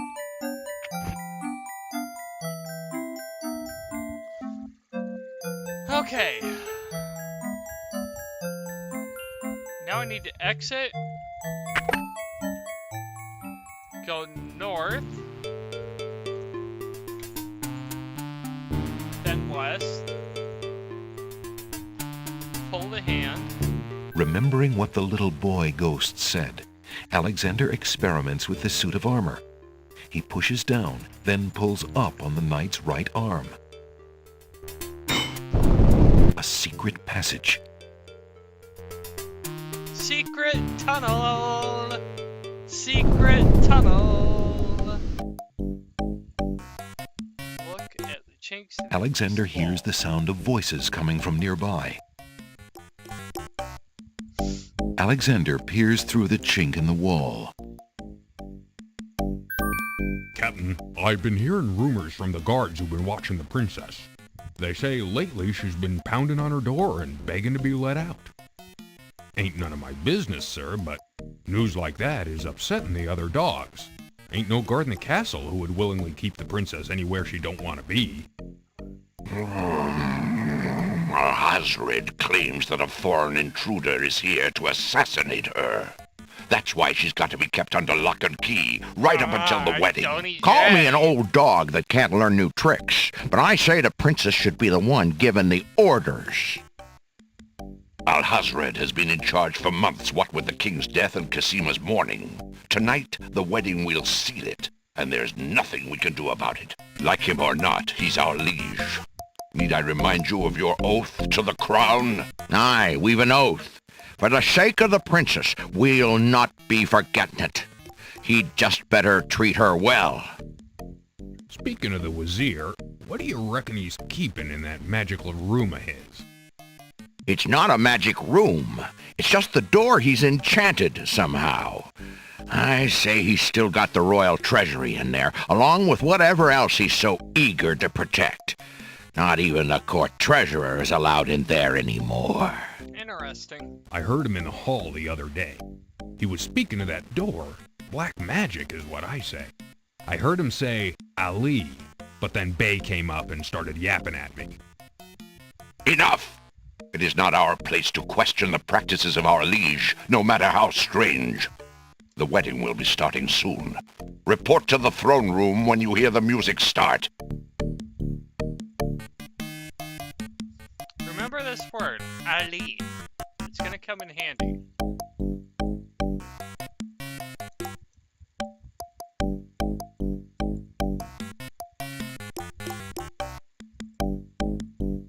Phew, that was a climb. Alexander hears the faint sound of a woman crying nearby.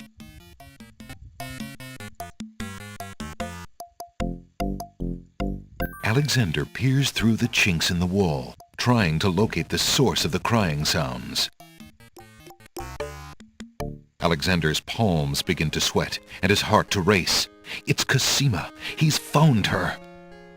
Psst! Princess Cosima! What? Who's there? It is I, Alexander. I'm here behind this wall. My, how suave that sounds. Alexander?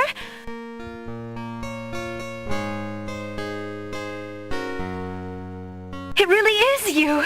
Oh, I knew you were close by, but how did you get inside the castle walls? It's a long story and not important now.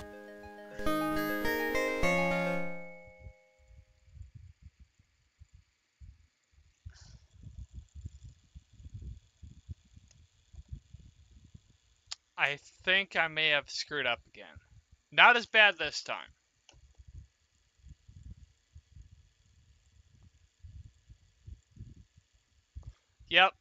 Yep. Thankfully, I don't have to go as far back.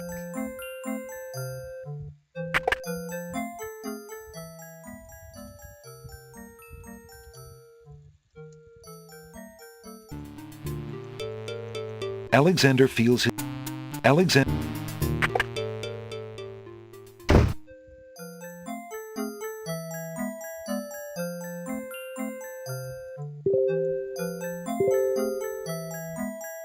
I've been thinking...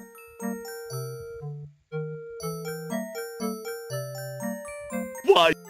Nice. I'm...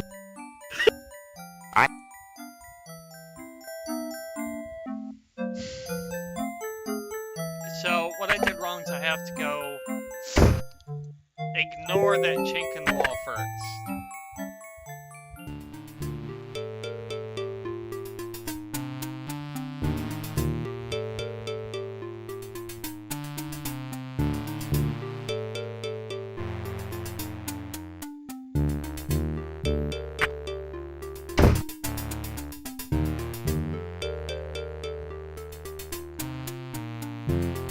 Remembering what... A secret.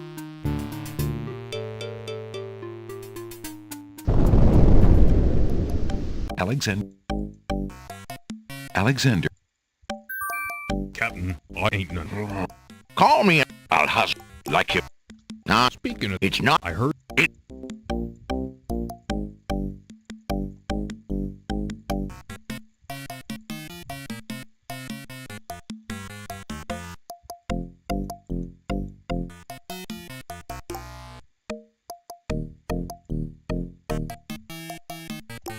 Phew, Alexander.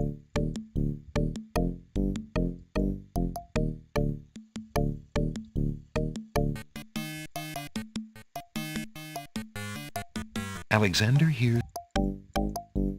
Alexander looks through.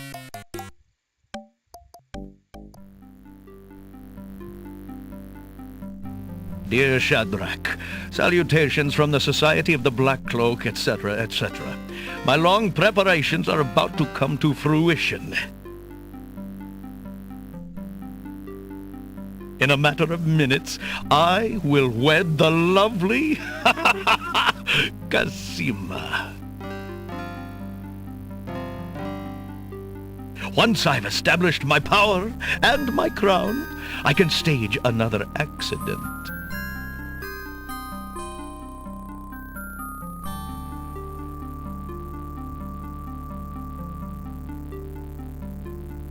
The princess has proven infuriatingly stubborn, as you know. She's becoming quite a dangerous little thorn in my side.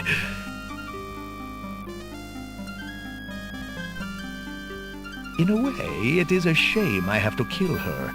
She is lovely and would be amusing to keep around, but I can't risk her talking treason to one of the guards. So far, I've managed to keep her locked away, but I can't continue that forever. Well, on to it now. I'd send her to you, but as you know, I had no luck in doing so with Mordak. I close in triumph. King Abdul Alhazred.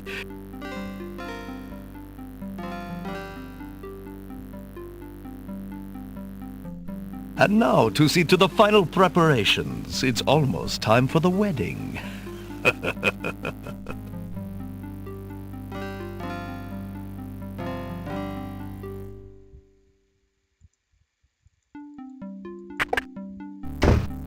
The Wazir's words fill Alexander with blazing anger and fear for Cosima's life.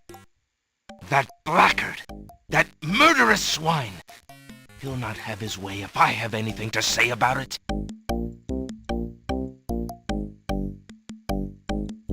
There's a vague out... Alexander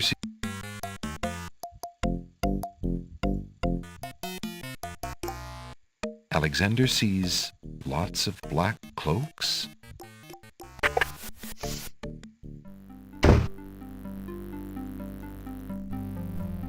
Alexander opens the ebony box and looks inside.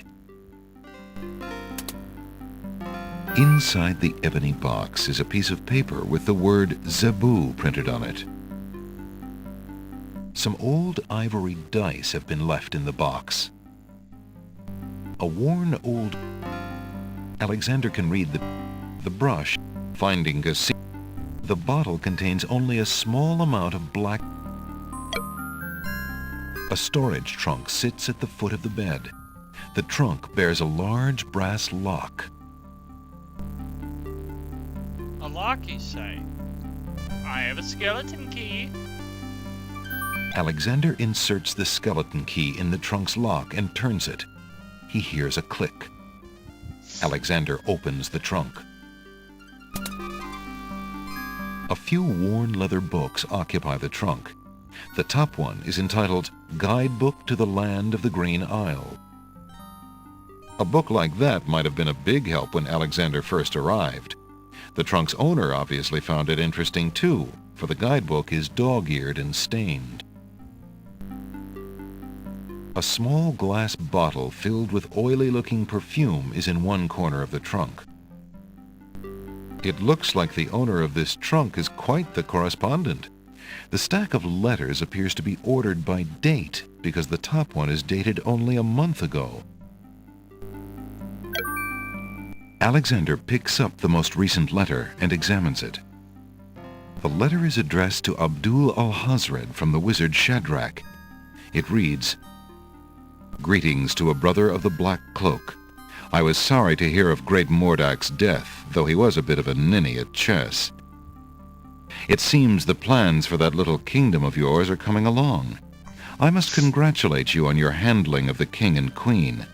Isolating the islands so that no protest could develop was another brilliant stroke. It looks like there's not much left to stand in your way. Do as I recommended with the girl, and you shall have your crown." That fiend!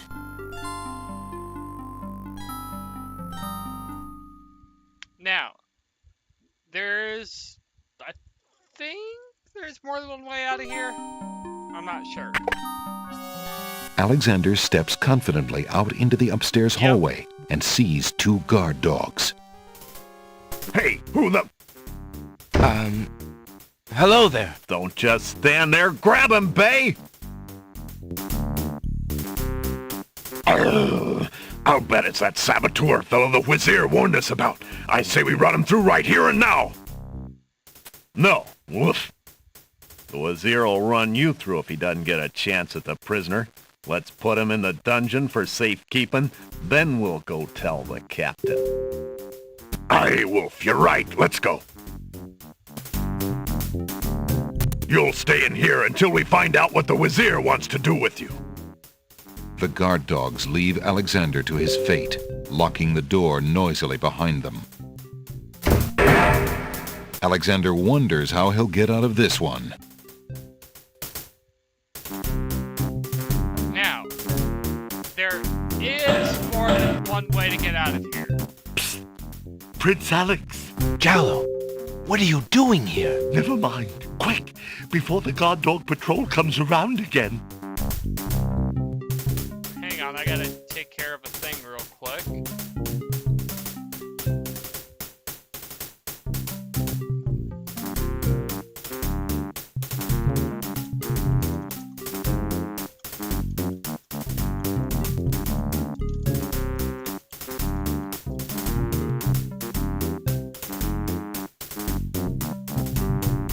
But how did you know I was...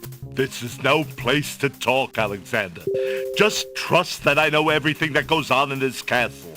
Now, be more... Is my stream still running?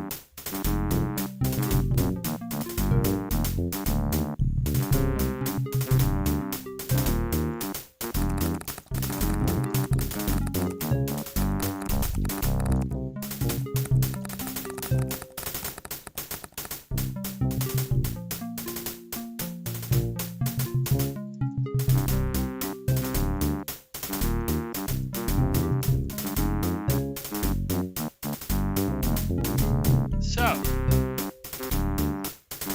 first time Jalo helps you out, the second time you use your skeleton key, and the last time you're just kind of out of luck. So, how you actually get out of the room is by going through here. Alexander crawls back through the wardrobe to reach the secret passage.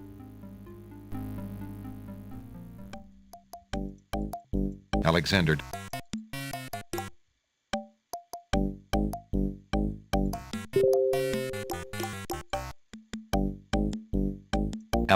is...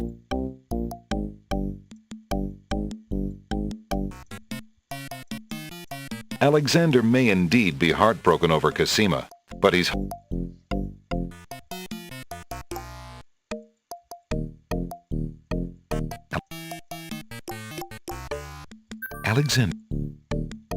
Alexander... Psst. What? It is I, My house... Alexander...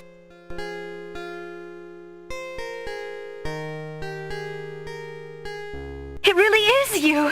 Oh, I knew you were close by, but how did you get inside the castle walls? It's a long story and not important now. You did get my ring. Oh, yes. It has brought me such comfort, Alexander, to know you were close by and had not forgotten. But you shouldn't be here. You're only endangering yourself. I'm afraid I'm not the only one in danger. Princess, be brave. I've heard such vileness today, such evil. What is it? Alhazred. He is not what he appears. I've known that for years, Alexander. But with Mother and Father gone, I'm afraid there's no stopping him. But tell me of what evil you speak. I have been so afraid for my kingdom, not knowing what he plans. The kingdom is in trouble, but the real threat at the moment is to your safety, Princess. Alhazred has such plans. You don't want to wed Alhazred, do you? How can you ask? Of course not. If you do not wish to marry him, Cassima, you shall not. I promise you. But we must get you out of here now. You are not safe. We're getting close. But Abdul would tear the castle apart if I were to disappear from my room. You shall have to do what you can to delay his plans from your end. I can't just leave you here. Alexander, do not despair for me. Yeah. I have been safe in this room for nearly 6 months Sorry, now. guys. Abdul can be in no hurry, whatever he plans. After all, I'm to be his bride, am I not? I have been planning too, you see. I believe I can escape. If I can only get a chance to lay my hands on a weapon, there might be an opportunity in the hustle of the wedding. But Shh, just a moment more, then you must go. Let us not waste time with words. Please, let me just look at you, dear Alexander. Here, take this dagger. It's not much, but it might come in handy. Why, it's perfect. This is just the sort of thing I've been looking for. Thank you, Alexander. I'll keep it close and use it if I must.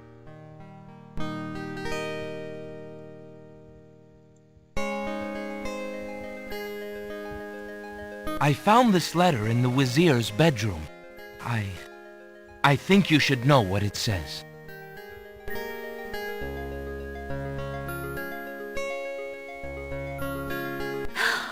I can't believe it. I had my suspicions, but this confirms everything.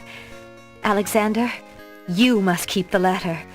He might have a chance to show it to someone who can help you stop Alhazred. Just be careful.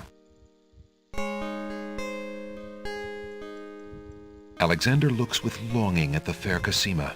She's even more beautiful than he remembered.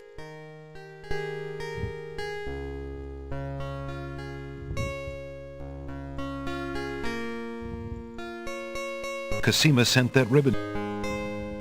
Oh no! Someone's coming! The lock on Cassima's door rattles abruptly. Alexander, hurry! Step away before they see you! Alexander hears scuffling and a woman's brief cry from the other side of the wall. Then, silence. Well, let's... Okay... Go back down, open the wall, head west. And it's gonna be on my left.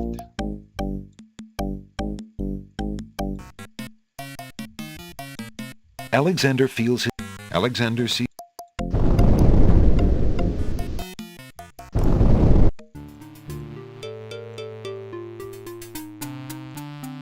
Alexander doesn't see anyone. There's a strange door on the west wall. There doesn't appear to be... Alexander does... Alexander does... Alexander... Alexander... Alexander doesn't... How? What am I doing wrong?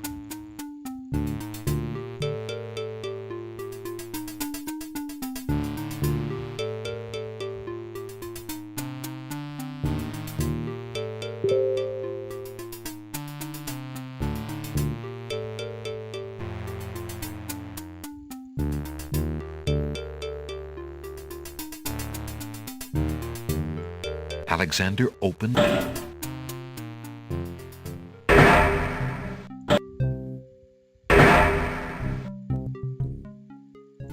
Alexander...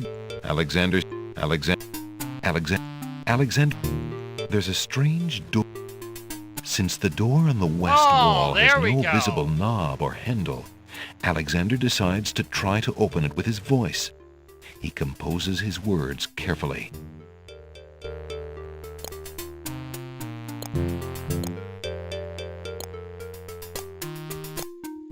Listen, door. I would have you open. Ali Zebu. It worked. Alexander pulls the drapery aside, curious as to what might lie underneath.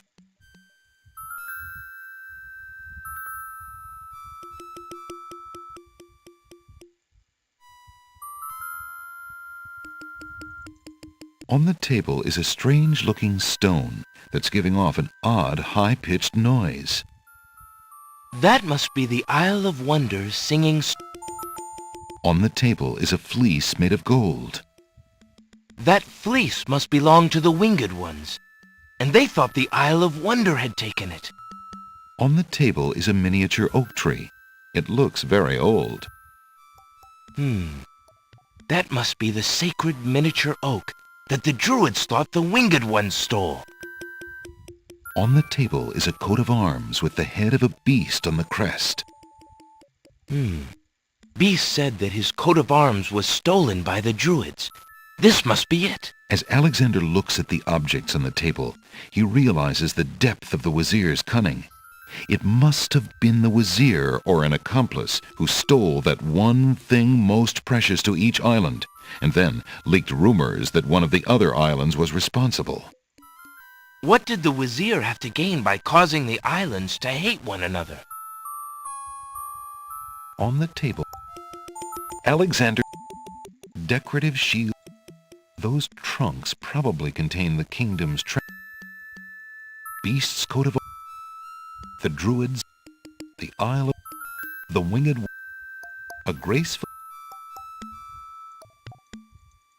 Alexander decides to leave the golden fleece. Alexander decides to.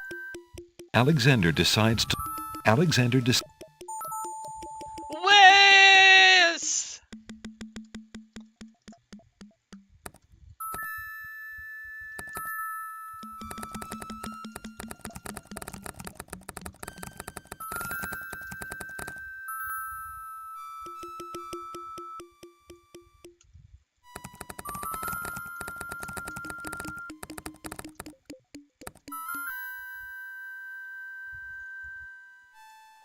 Welcome back to the stream, Wes. Oh, I'm not doing too bad. We're very close to the end of the Alexander game here. hears the sound of music coming from the east. It sounds somewhat classical, but... oh no, it's wedding music. Not on my watch. Alexander hears a door off the north. Alexander hears the sound of a guard's footsteps coming from the north. Wait, there are more.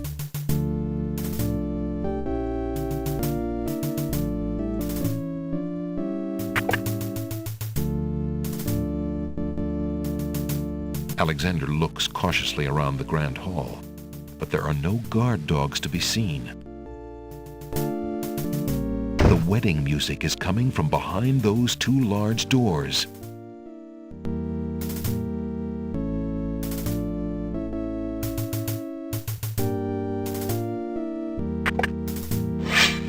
Prince Alexander, here, the Vizier will have my head for allowing you within a mile of the royal wedding. Since you are of noble birth, I will give you 5 seconds to explain your presence here before killing you. I warn you, it had better be good.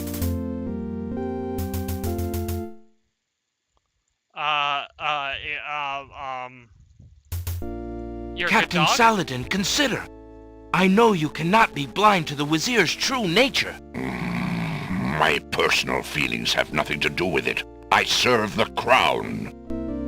Bye, Wes. You know what? You give me no excuse to save your life, Prince Alexander. You were told to stay away from the castle, but you chose not to listen. I have no choice but to obey the Vizier. But Saladin...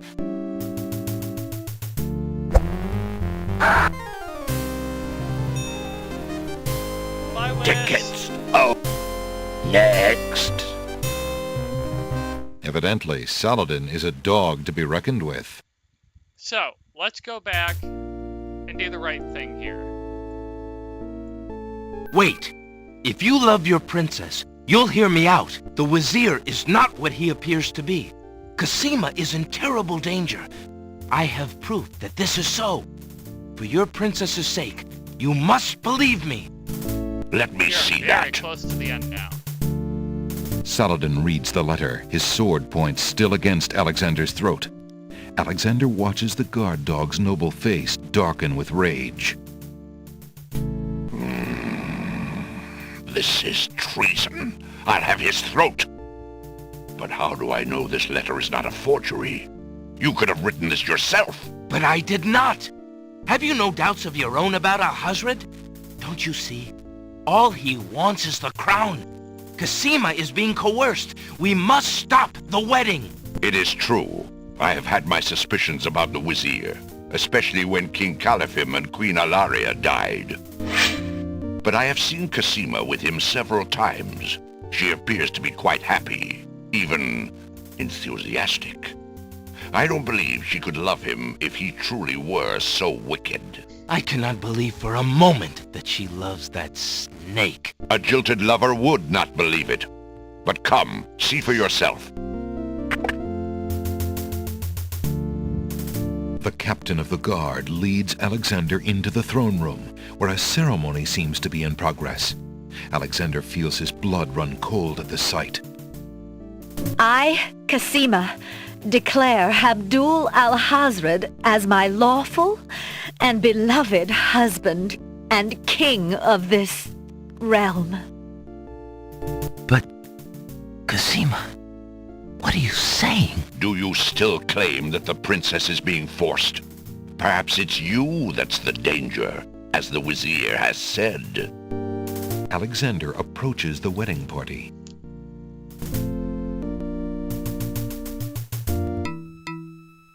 Prince Alexander here? This is an outrage! How dare you allow this traitor to get past you, Saladin? You stupid mutt! Can't you even keep the castle free of assassins during your own princess's wedding? Kill him! Kill him now! Lord Alhazred, with all due respect, you are not quite king yet. And this is a wedding ceremony, not an execution. What? How dare you contradict me, you flea-bitten mongrel! I gave a direct order. Obey me, or feel my wrath. Milady, I apologize for my behavior, but I am yours to command in all things.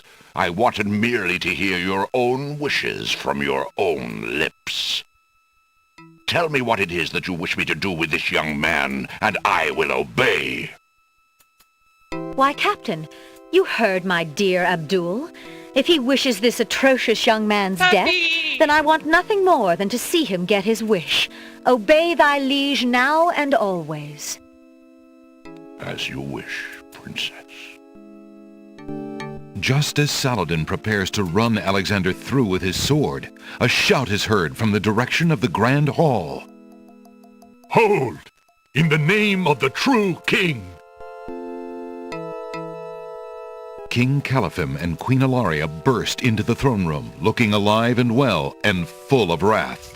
Behind them, a line of supporters look prepared to battle, if necessary, for their beloved royal couple.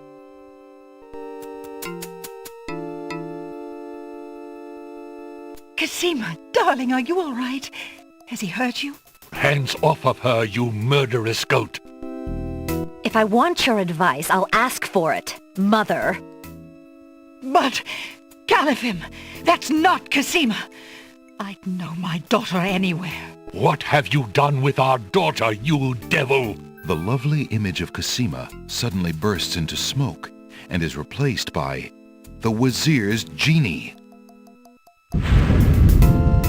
Why, you conniving serpent! Get him, guards! Saladin, your sword! Drat it all! You may have ruined my plans, but you won't get me, or your precious Cosima. Get them, Shamir! I command you! He's getting away! Stop him! Yes, sire, as soon as I deal with this genie!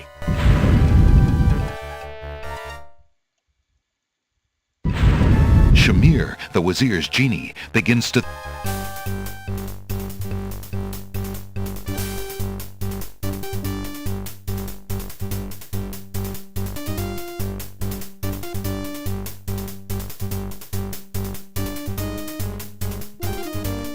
Alexander, be careful, Alhazred has a sword. Shut up, wench! Shamir Shamazel! Get in here! Here I am, master!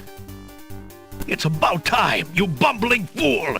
How could you let him follow me? Well, there were the guard dogs, master, and then... Never mind! Just kill him! Kill him now! As you wish, master. Razzle, dazzle, snap and snazzle! Alexander, I did it! I swapped the lamps! Here, quick, take it! Bless you, Jarlo. I knew you could do it. Now get clear, friend. No argument there, my lord. Good luck!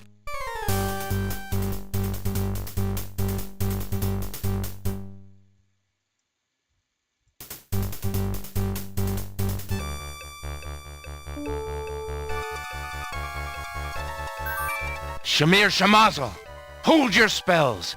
I am your master now. I order you to go back into your lamp. How did you get my lamp? You thief!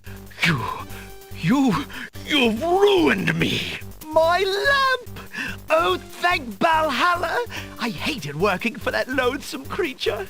I already feel his nastiness leaving me. How I've longed for a master like you.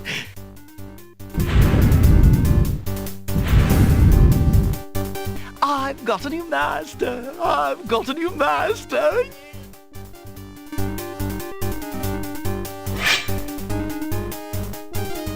So, you are a thief as well, Alexander. Stealing the lamp was very clever, I'll grant you that. But I am the master thief. Face my sword if you dare. The man left standing shall have the lamp. So shall it be, Alhazred. I don't need the genie to deal with a coward like you. Inspiration, Alexander fixes upon the only weapon in sight. Zounds! This sword must weigh a ton. Good. Then you shall only fail sooner, my prince. So, the mouse would bite? This mouse shall bite, as you shall soon see. Or should I say, soon feel?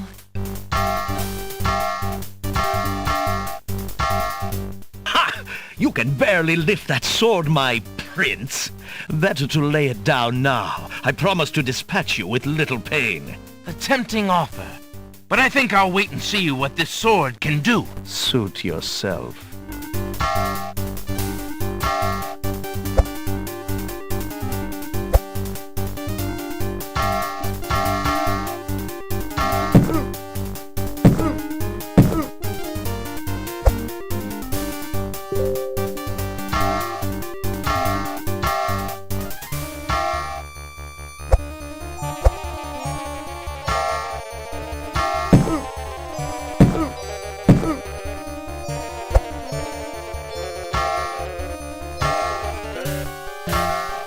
Alexander's arms start to tremble under the effort of wielding the huge sword. His muscles are nearing exhaustion. Ha! And so it ends. Not if I can help it, you murderer! Cosima thrusts the small dagger into Alhazred's shoulder with all her might. Ah! You dare raise a finger to me? You will regret that, princess.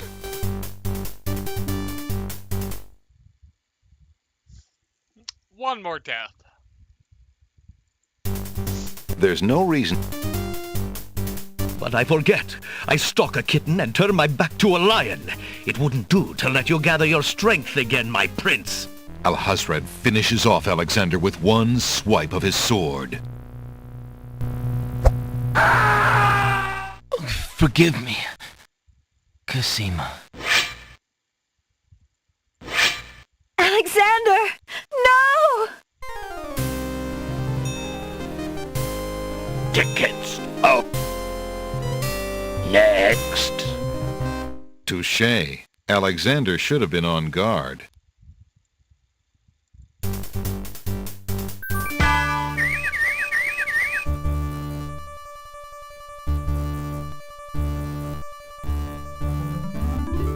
Cosima!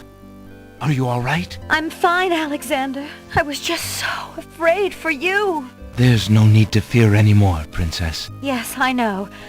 How can I ever repay you? For myself, for my kingdom. It was not in me to let harm come to you. Can you find it in you, Princess, to give me more than your gratitude? Alexander, what are you saying? I love you, Cosima. Sorry for the Would you ever consider... Do you think you could... marry me? Could you ever have doubted it, my prince?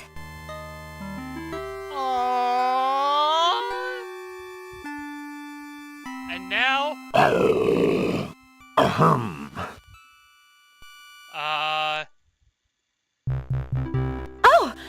Guards! Princess Cosima, are you well? I'm quite well, thank you. Please take Abdul and put him in the dungeon. See to it that he gets a doctor. Yes, Majesty.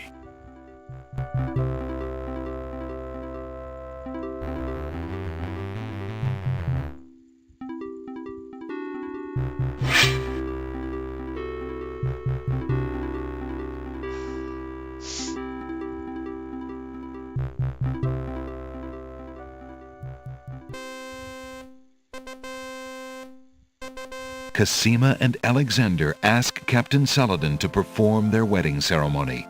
Saladin is honored to do so. On this historical day of great joy in the land of the Green Isles, we witness the union of Cosima, beloved princess of this realm, and Alexander, Prince of Daventry. Do you, Prince Alexander of Daventry, take Princess Cosima to be your wife, to love and to cherish for as long as you both shall live? I do. And do you, Princess Cosima of the land of the Green Isles, take Prince Alexander to be your husband, to love and to cherish for as long as you both shall live? I do. Do you have a ring? I have Alexander's royal insignia ring. Very good. Please place the ring on Cosima's finger. Who gives this bride to be wed? Her mother and I willingly give our daughter's hand in wedlock. Who will speak for the groom? I will. Alexander's mother and I recognize his marriage to Princess Cosima with glad hearts, and sanction this union. Then, Alexander and Cosima, I now pronounce you man and wife. You may kiss the bride. Hooray! Hooray! Hooray!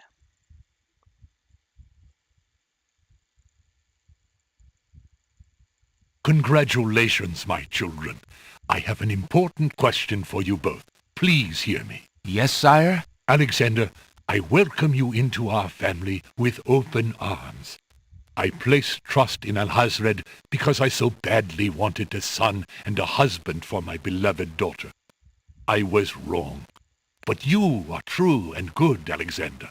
You have proven yourself to all my people. Thank you, sire. Olaria and I have been through much. Even though we have returned to our kingdom, I do not think we are able to reign again. Will you two consider the crown? I know, as king and queen, you can heal this small kingdom from all the damage that Alhazred has inflicted upon it. Oh, Father! Why, I'm honored. What do you think, Cosima? I love my homeland, Alexander. I would be happy to stay and serve it all my days. Father, I believe I'm needed here. Would you be very disappointed if... Son, you must follow your destiny. I do believe the land of the Green Isles needs you. You'll be a magnificent king, though dearly missed in Daventry. Then, I accept. Oh, my boy, what a man you've become. And how I will miss you. Don't worry, Mother. With Shamir's powers, we'll be able to visit often. I'm not about to forget my family. Congratulations, Alexander. Ooh, I'm so proud of you. Thank you, dear sister. Oh, Alexander, I'm so glad. Between the return of my beloved parents and our new reign, you've made me so happy. I'm glad I could make up for some of your suffering, my beautiful wife. Congratulations, King Alexander. When we return home to Daventry, your crew will be glad to hear that their battle at sea was worthwhile in bringing forth a new monarch. We were so worried when your men arrived home without you, son. I'm so thankful that you are safe and happy. And I am as grateful that my crew did not pay for my driven heart. You have only brought us all good fortune, sire. With Shamir saved and his power used for good, reuniting the islands will be far easier. He has already repaired the ferry. Your road will be easier now that the islands are no longer feuding.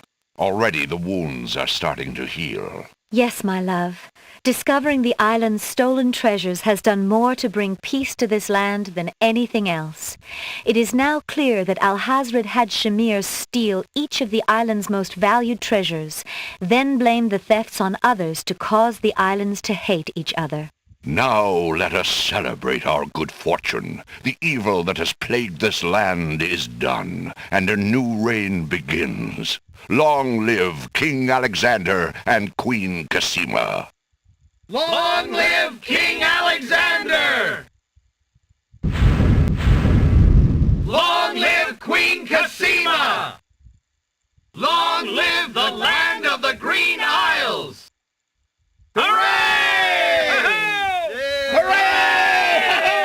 Hooray! And, ladies, gentlemen, gentle dogs, all of you who are watching, that is the end of King's Quest 6. Thank you guys so much for watching. Now, we get to watch the credits, and then see how many points we got. If I followed the guide as it should be, I should have get the maximum amount of points. So, about 2.5, 3 weeks ago, well, no, closer to a month ago, I kind of dabbled with streaming a little bit because of one streamer, Brasscoin, and it was from watching his stream and being inspired by how interactive he is with all of his fans that I decided to really dive back into streaming. And I originally had started out with streaming Pal World with a bunch of mods. Unfortunately, I stopped that again. And by the time I picked it back up, it had updated, and the update cycle was going to take way too long. Then I had to update all the mods, and it was just... it would have taken too long. Oh, Tony J! Oh my god! Sorry, I love Tony J. Anyway, so I got back into King's Quest 6. And I streamed it. You know, had a person or two actually start watching, and I just was like, you know what, Brasscoin can do this. We all got to start somewhere. So I just kept on going. I also have to thank GermDub. He does a lot of Super Mario, kind of like Mario Maker, Kaizo Mario sort of things, but it's been mostly Brasscoin.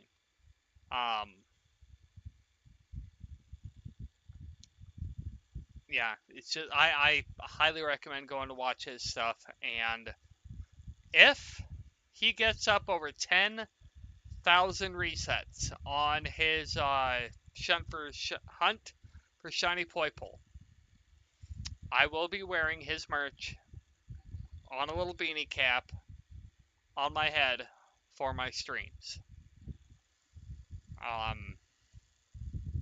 Yeah. I also want to thank one of his mods, Whis, for coming over to my stream and being one of my mods. Same thing to the rest of my mod team, Lashorin, Dusk, Felix. Oh! 100%!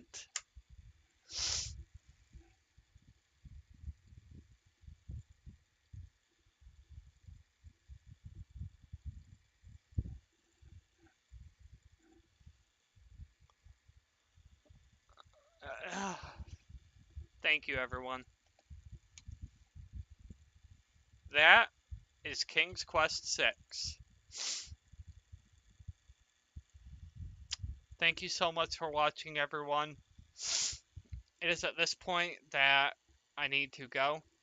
I have to get food, get cleaned up, and then I have D&D.